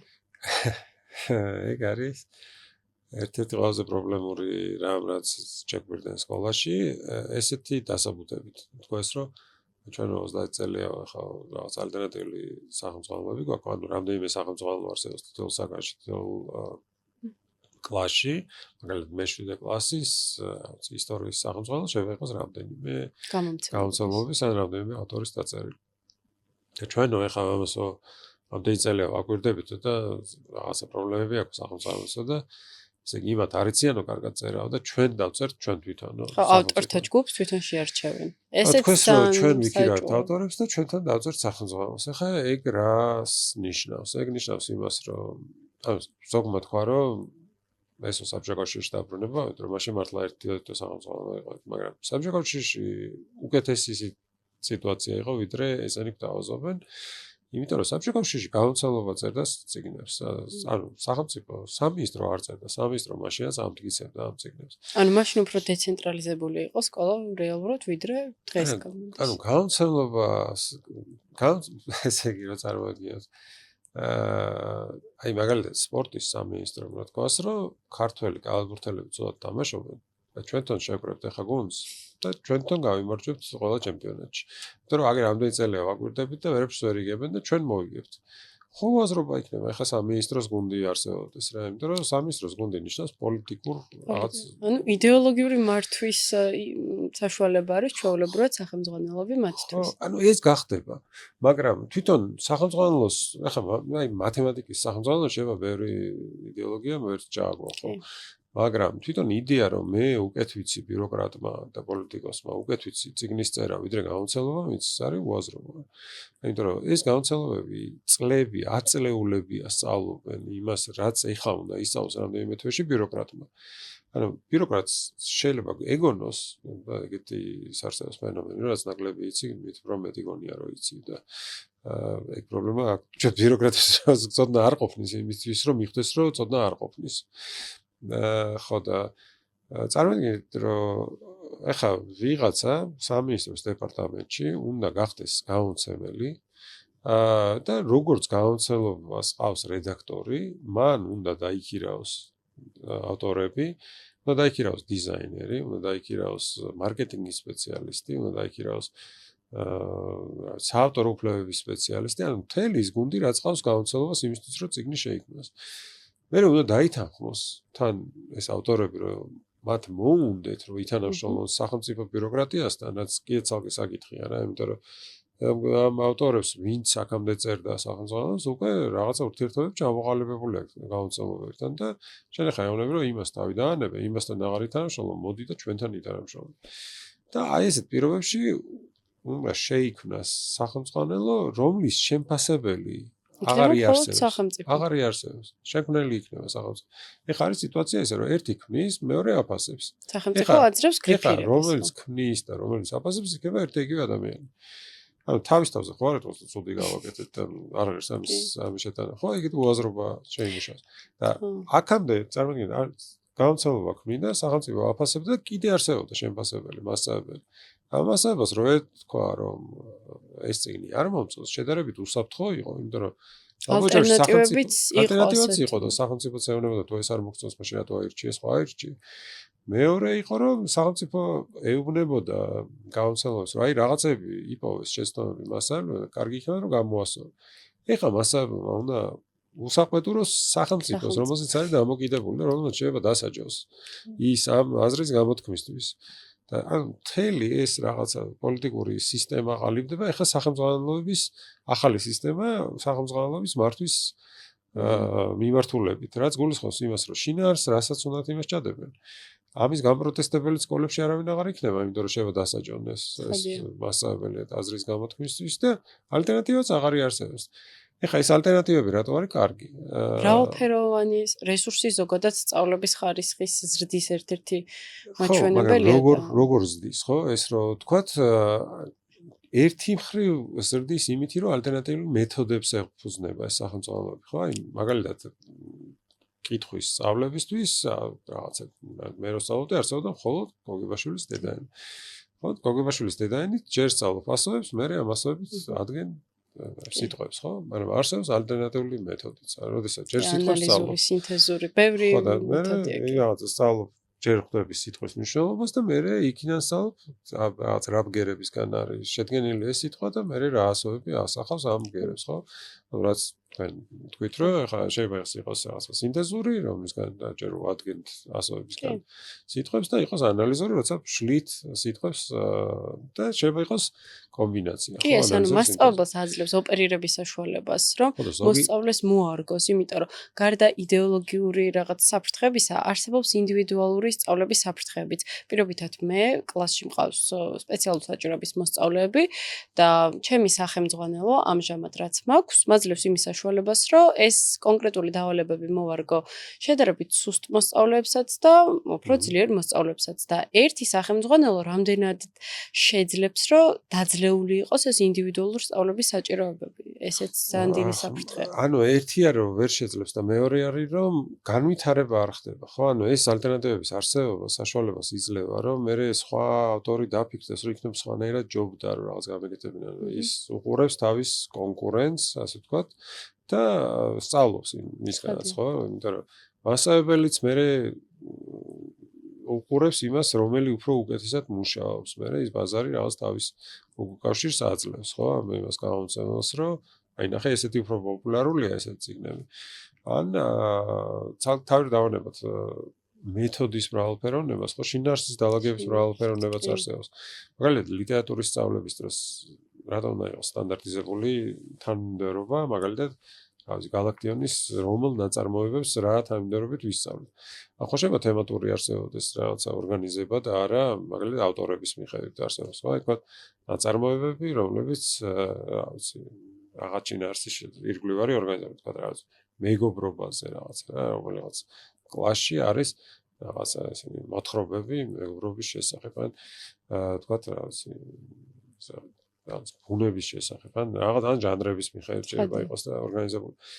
ხო და თავი რა მიზნებისკენ მიყვავს და მიზნები უნდა იყოს ასე თუ ისე გაწერილი მინიმალურად რა არის და მისასვლელი გზები უნდა იქონდეთ სკოლებს ან თავად გადასაწყვეტ, ანუ ეს ავტონომია თუ არ ექნებათ, მაშინ იმდენად სტანდარტიზებული ხდება სასწავლო პროცესი, რომ ის აღარ ვითარდება. ან ვითარდება მხოლოდ იმ შემთხვევაში, თუ სანქცირებულია სახელმწიფოს მიერ.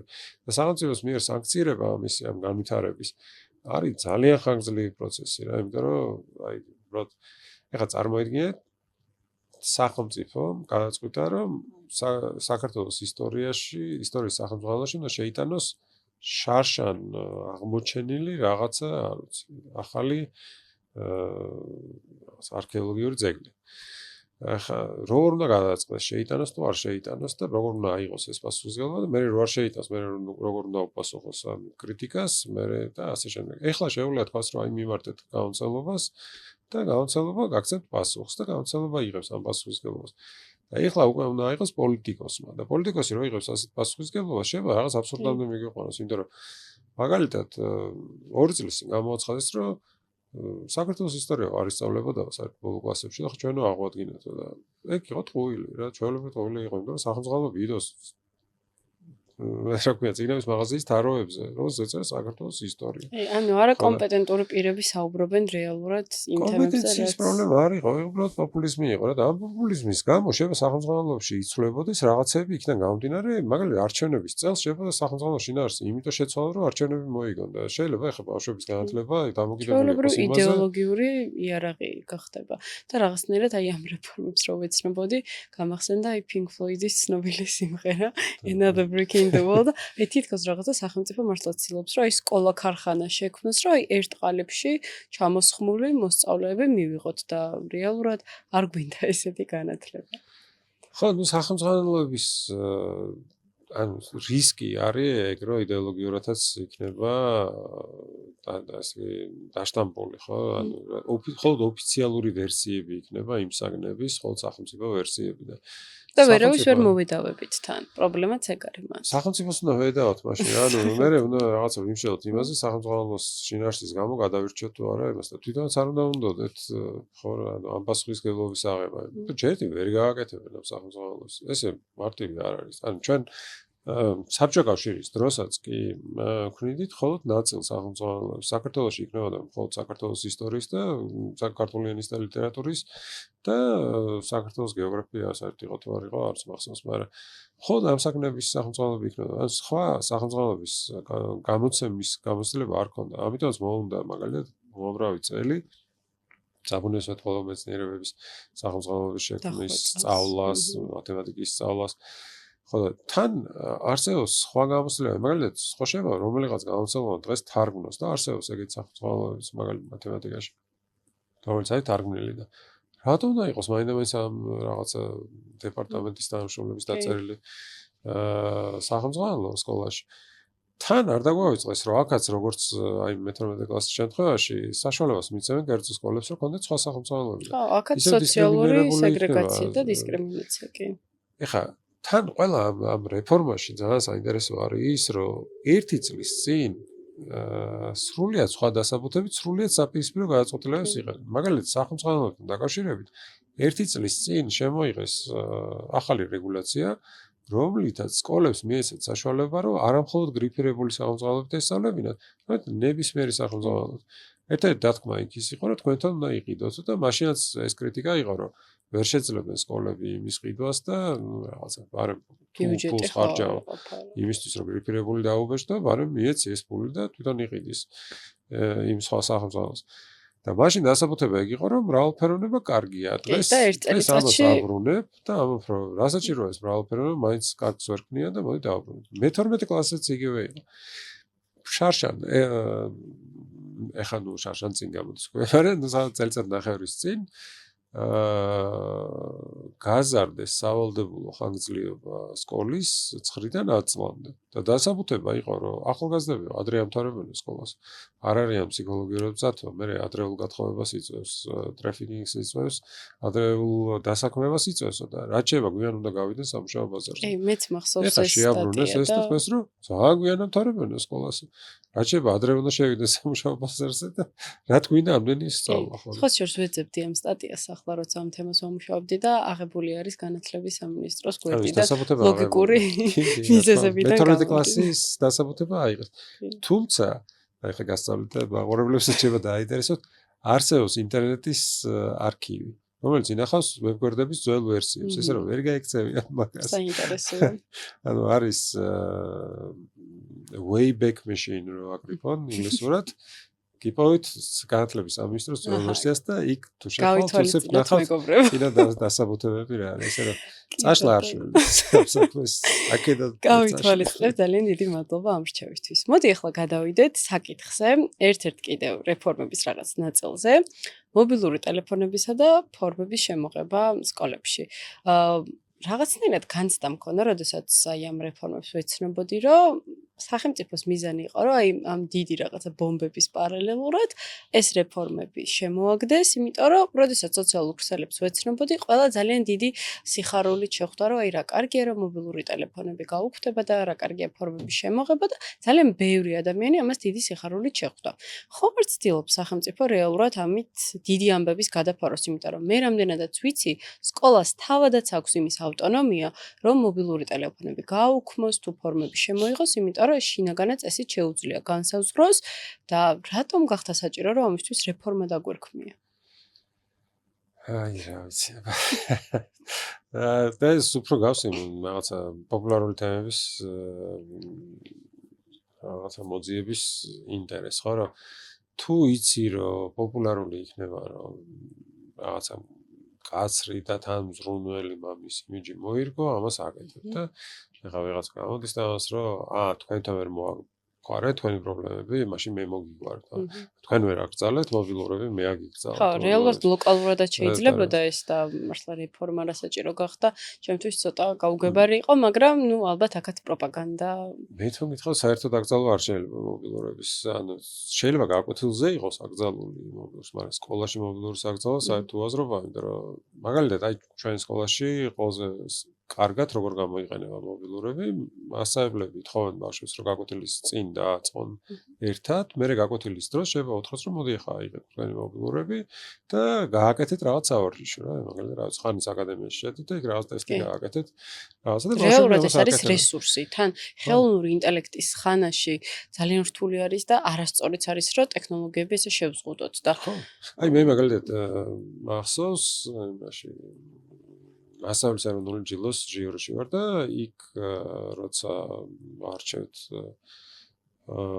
კანდიდატებს საუკეთესო 10 ეულისთვის ან 5 ეულისთვის იქ ადრე ჩავდიოდით ხოლმე სკოლებში, ეხლა ონლაინ ხვდებით ხოლმე მოსწავლეებს და მასწავლებლებს და მახსოვს ეს ძალიან მკაფიოდ რომ მაშინ სოფელ დიმის სკოლაში ვიყავით და იქ ბავშვები გვიყვებოდნენ მანანა კაპეტივაძე როგორ იყენებს კაჰუთს იმისთვის რომ რაღაც სავარჯიშოები გააკეთებინოს მობილურებზე. ეს ლაპარაკობ პანდემიამდე პერიოდს და ეხლა ამ ბავშვებს აკრძალული ექნებათ მობილურის გამოყენება. რა სარგებელი აქვს ამისგან? ეს უფრო ალბათ დედაბებიების თაობის. აი თქვა არ დაემორჩილა სკოლა. მე რა ხდება რა დირექტორი უნდა გავათავისუფლოს მასწავლებელი დავსაჯოთ ან ან თქვათ ბავშვი არ მივიდა ფორმით სკოლაში. მე რა ხდება? საინტერესო არის ისიც, რომ საქართველოს კანონის ზოგადი განათლების შესახებ წერია კიდეც ეს, რომ მოსწავლეს აქვს იმის უფლება, რომ დასაბუთებული უარი განაცხადოს და ამ შემთხვევაში რა ხდება? მე ხო ირღვევა 5 არ ჩაიცმევს 20 მოსწავლიდან, რა ხდება? მე ვის მოვთხოვოთ პასუხი? ეგ საინტერესო ისინია ხოლმე რაღაცა ბრძოლები. ახლა მე თვითონ როცა ვსწავლობდი სკოლაში, სავალდებულო იყო ფორმის დარება. და მაგრამ მე როცა მივხვდით, რომ ეს ფორმის დარება არის რაღაცნაირად სახელმწიფოს მიერ თავს მოხება თავისი რაღაცა კონტროლის, მე დავიწყეთ ბრძოლა ამის წინააღმდეგ. და ეს ბრძოლა გამოიხატებოდა ბევრ სხვა რამში. მაგალითად, ჯიბეების ჩამოხევაში, ფორმებზე, სახელობის მოჭრაში, რაღაცა ღილების მოგლეჯაში, სპეციალურად ამ ფორმების რაღაცა სახის ცვლილებისთვის და სულ იყო გამათი მე რომ ეს ფორმა გაწვია თუ არ გაწვია და ასე შემდეგ და იყო კი ეს რაღაც სახში გაშვებებიც რომ წადი ჩაიცვიდა მოდი და რაღაც მაგრამ თუმცა მთელ კლასს ვერ გავუშვებ. ამას ბრძოლა აი საერთოდ უაზრობაა რა იმიტომ რომ აი მაგალითად ჩვენი სკოლის დაარსების დროს 2001 წელს იყო ეს მცდელობა უნდა კონდეს ფორმები თუ არა და მაშინ იყო ეს რაღაცა არგუმენტი რომ აი ნახეთ ცნობილ რაღაც ტრადიციულ სკოლებში არის ფორმები და უფრო მოწესრიგებულად სკოლის კულტურას უფრო რაღაც იდენტობას შეუწყობს ხელს სხვები დაინახავენ რომ შენ სკოლი ნახე მაგრამ ჩვენ ჩავთვალეთ რომ ამაში იმდენი დრო და ენერგია იხარჯებოდა რომ იგივე დრო რომ დაგახარჯა სხვა რაღაცებზე ალბათ უკეთეს შედეგებს მიიღებთ და მე მგონია რომ მართლაც ასეა მაგრამ ეხლა კიდე დამატებითი პრობლემა ჩდება რომ კერძო სკოლების უმეტესობას არ აქვს ფორმა სინამდვილეში და ეხლა ამ რეფორმის შემდეგ ქუჩაში შეგვეძლება გავასხმოთ კერძო სკოლის მოსწავლეები რომელია და საჯარო სკოლის მოსწავლე რომელიაც არ მგონია რომ კარგი იყოს საზოგადოებაში ასეთი რაღაცა როცა სახელმწიფო ამბობს რომ ამ რეფორმის ერთ-ერთი მთავარი მიზანი არის ბულინგის პრევენცია და ძალიან ბევრ კვლევას გავეცანი და არც ერთ კვლევაში არ დადასტურდა რომ რეალურად რაღაც სასკოლო ჩაცმულობას ამ ფორმებს რაიმე კავშირი აქვს მოსწავლის სასკოლო ქცევასთან იმიტომ რომ ბულინგი არის ბევრად ღრმა ფსიქოლოგიური და სოციალური ფაქტორი და მით უმეტეს მაშინ, როდესაც ჩვენ სოციალურ სეგრეგაციას და დისკრიმინაციას მართლა იწყალს ვასხამთ და ვყვებავთ, ამ შემთხვევაში რატო გგონია, რომ ფორმები რაღაც ამ პრობლემას მოაგვარებს? ნუ ერთ-ერთი არჩევა მოაგვარებს ნაწილობრივ არის, როდესაც ბულინგის მიზეზი არის ხოლმე რაღაცა ჩაცმულობა რა. ან მშობლებისთვის, ნაწილისთვის არის პრობლემა, რომ რა ჩავაცვათ? ბავშვები ზოგიერთ სკოლაში, მოდესით ვთქვა, ყოველ სკოლაში არ არის ეს, არის შეჯიბრი. ბავშვებს შორის ვის რა აცვია. და თითქოს ამ პრობლემას აგვარებს, მაგრამ კიდევ ერთხელ, ჩემ ბავშვობაშიც იყო ეს პრობლემა და მე თვითონ ფორმის ნაწილებს შორის ვიწყებ. არ იქნება რაღაც საპელო, იქნება ფეხსაცმელი. ფეხსაცმელი არ არის სტანდარტული.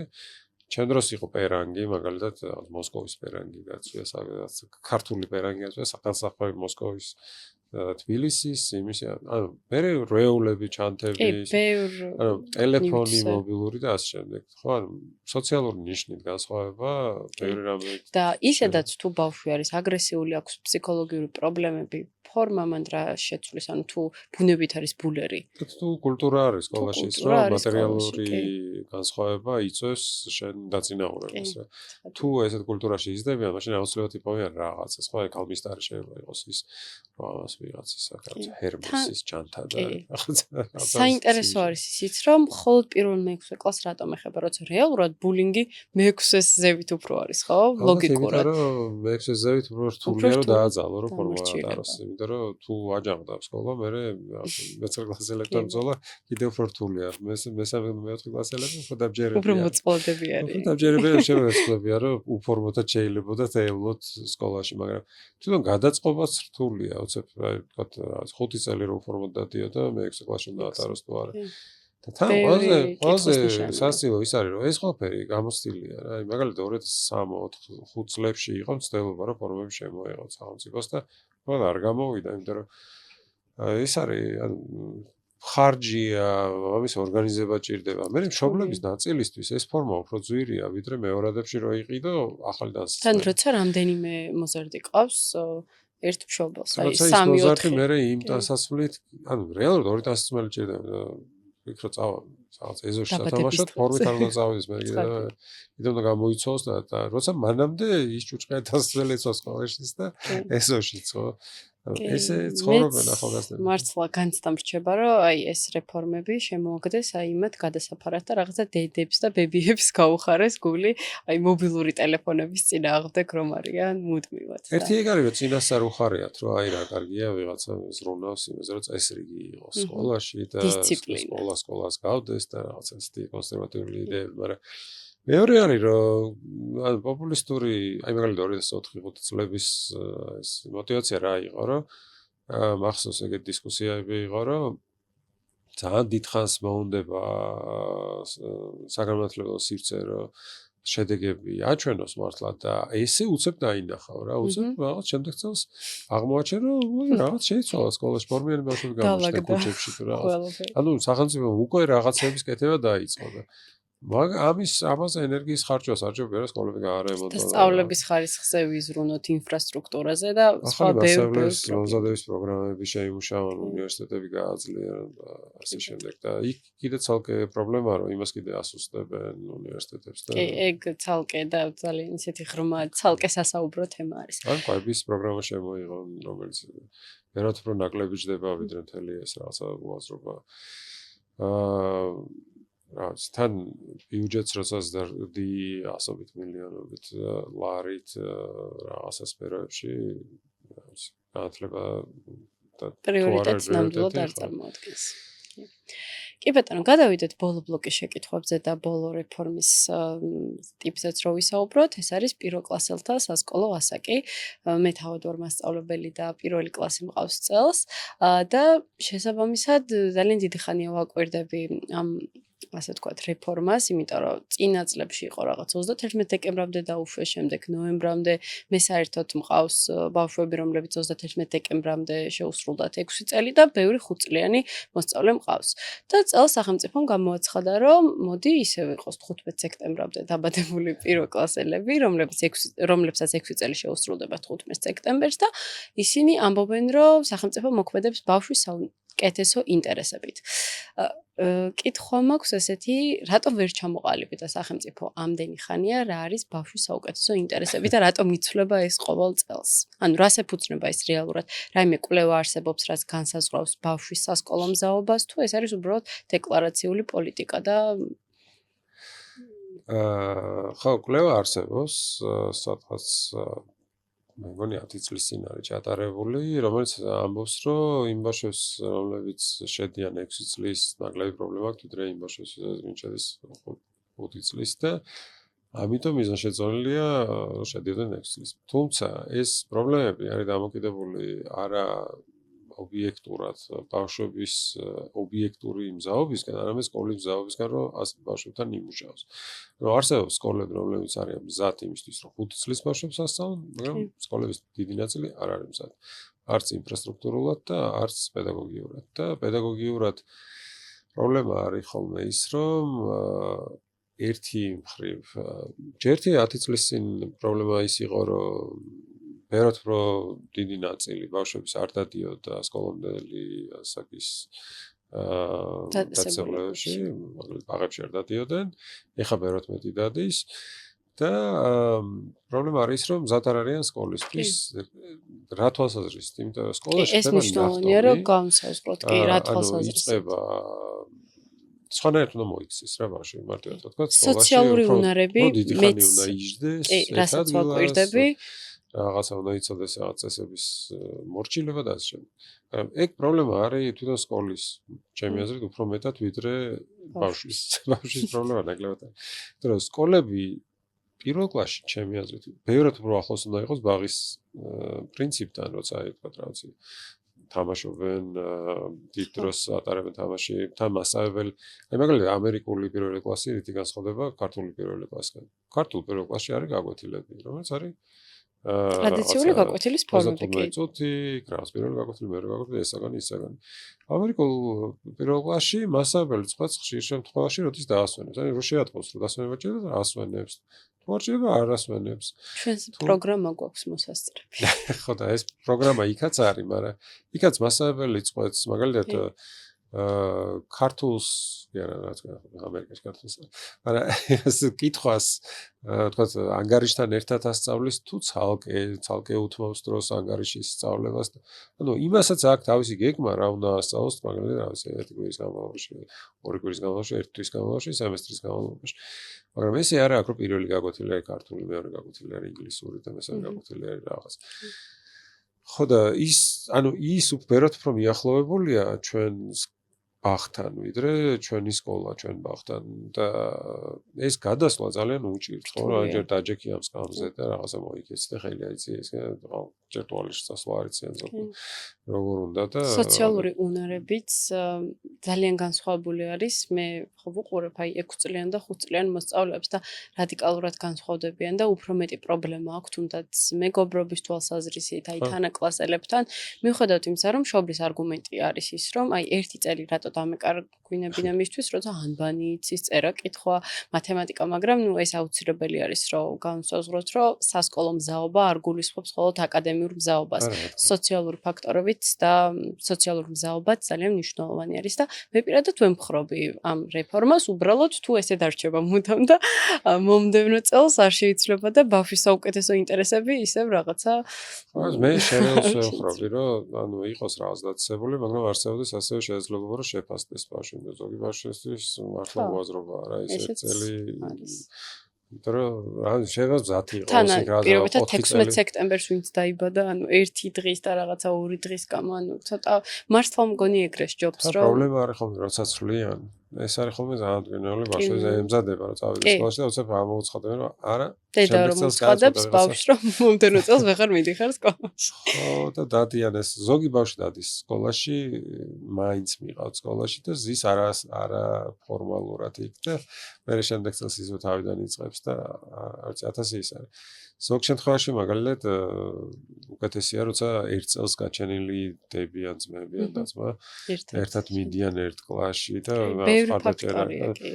ხო და ესე რაღაცა როცა მოჭრილია ყოველთვის ან როცა სკოლას არა გადაწყვეტილების მიღების უფლება მაშინ ჩდება ხოლმე ეგ პრობლემები და ხშირ შემთხვევაში მე ეს არის ხოლმე პოლიტიკური გადაწყვეტილება იმ თვალსაზრისით როგორ დაარეგულირებენ რაოდენობებს კლასებში აი თქვა რამდენი ფულის თუ აი მაგალითად იგივე დაფინანსებაზე მივიდივართ რა დაფინანსების სისტემა თუ არ მიღებული ბავშვების რაოდენობაზე შეიძლება ამას გადაწყვეტოს სახელმწიფოს რა ურჩევნია რომ წელს ბევრი შევიდეს თუ ცოტა შევიდეს მე რაღაც წლების განმავლობაში ხედავთ ამ რაღაც უაზროებებს ნახტავებს როცა ასე ხშირად სულიან მაგალითად რეალურად ანუ აქ ბავშვის ინტერესი არ ფეშვაში არის მე მეორე წელს სამთავროს 55000 ბავშვი ხო ეს სტატისტიკის დეპარტამენტის საიტზე რომ ნახოთ აი ეს სულ ესეთი რაღაცა ნახტავებია და ხო და ან ხო რა თქმა უნდა ბავშვის ინტერესი მაგალითად სახელმწიფოების ხარჯების ინტერესია სკოლების რემონტის ინტერესია ადგილების რაოდენობა და ბაღების ინტერესია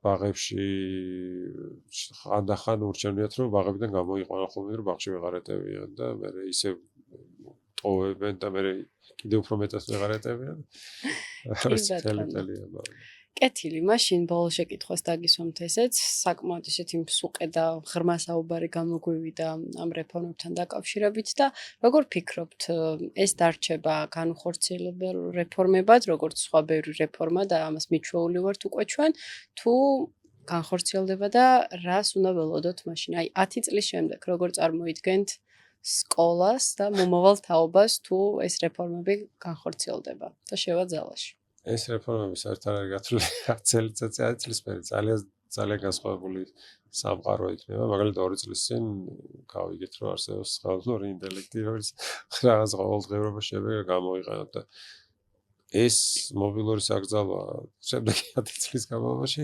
საერთოდ იგი შეემეთ თუ გითხავს იმიტომ რომ რაც ეს დაახლოებით იგივე არის რომ რაღაც მომენტში ვიღაც ეთქვა რომ არა პაპირუსებზე უნდა ვწეროთ ქაღალდი აკრძალულია ხო და არც განხორციელებით ანუ რაღაცების გაფუჭება მარტივია რა შეიძლება უბრალოდ მოვაჭრა მე-12 კლასში და თქვა რომ აღარ იქნება და მე დაელოდო როდის აყვერდება ხალხი და თქვა რომ კაი ხო ანუ ვიღაც ცუდმა მინისტრმა გააფუჭა ეს ჩვეულებრივი ამბავია როცა შემდეგი მინისტრი მოდის და ამას რომ ვიღაც აქ ჩაგრავდათ და მე თქვენ გადაგარჩენთ და ამ რაღაც აი მასშტაბების შემთხვევაში ახლა ეს გადაწყვეტილებები სულ რა რაღაცა უცებ აირკვევა რომ თურმე გამოცდები მასწავლებისთვის არ ვარ, იმიტომ რომ ეს ჩაგრავს მასწავლებლებს. თურმე მასწავლებლებს რომ მოეთხოვებოდათ, რომ საჩვენებელი გაკვეთილი ჩაეტარებინათ, ეს ზედმეტი იყო, იმიტომ რომ მე მაინც არაფერი აქედან არ იცვლება. ამიტომ ეს სულ არის რაღაცას გადაწყვეტილების მიღება და მე გაუქმება აი რაღაც ბოლო 20 წელი რომ ნახოთ სულ ეს ყველა მინისტრი თავისი გადაწყვეტილებით და რეფორმით ატყობენ რომ რაღაც პრობლემაა, მე ახალი მინისტრი მოდის, მე მას უნდა რომ თავისი რაღაც ისეთი კვალი დატოვოს რომ დაგვამახსოვრდება რომ აი ეს იმ მინისტრის დროს შემუშავდა ხანდახან მაინც კარგი არ არის ხოლმე ის ბუა მინისტრი მაგალითად გახსოვს რომ რაღაცა ჯეჯელოს უნდა და ვაშლების კი სხვა რაღაცებს ბევრი რაღაც უნდა და მაგრამ ეს ვაშლი დაამახსოვრდა ხალხს ან ვიღაცას დაამახსოვრდა რომ ვიღაცა მინისტრი ბიზნესმენის სექტივით აღაშულს ადარებდა და მე ვიღაცა რა ანუ რეალური საქმეები შეერთად ამახსოვრდებათ ხოლმე ესეც ახლა ეს რეფორმაც დრო აქვთ დატოვებული იმისთვის რომ შეცვალონ 2028-ში უნდათ რომ ეს მე-11 კლასი მოხდეს 2028-ში ბევრი ცუდი რაღაც არის დაგეკვილი ერთდროულად სხვა შორის მარტო მე-11 და მე-12 კი არ ამთავრებს 28-ში არამედ მე-3 და მე-4 კურსელებიც 28-ში დაამთავრებენ ერთდროულად თუ შეიცვალა და კიდე არჩევნები არის დაგეგმილი და არ მგონია რომ საინტერესო ამბები გველოდება თუ მაგრამ არ გადმოწიეს არჩევნები ძალიან ცუდი შედეგები ექნება. კი ბატონო. ძალიან დიდი მადლობა მოკლედ სტუმრობისთვის. ვფიქრობ, რომ ყველა თემა მეტნაკლებად მოვიცავით და ძალიან საინტერესო საუბარი შედგა. ჩემს მაყურებელს კი შევახსენებ, რომ თუ გსურთ რომ გაგრძელდეს პოდკასტის გადაღება და გსურთ რომ უფრო მეტი საინტერესო ეპიზოდი ჩაიწეროს, აუცილებლად გამოიწერეთ ჩემი არხი და ალაიქეთ ვიდეო და ჩართეთ ზარისხილაკი, რათა არ გამოგრჩეთ სიახლეები. მომავალ შეხვედრამდე.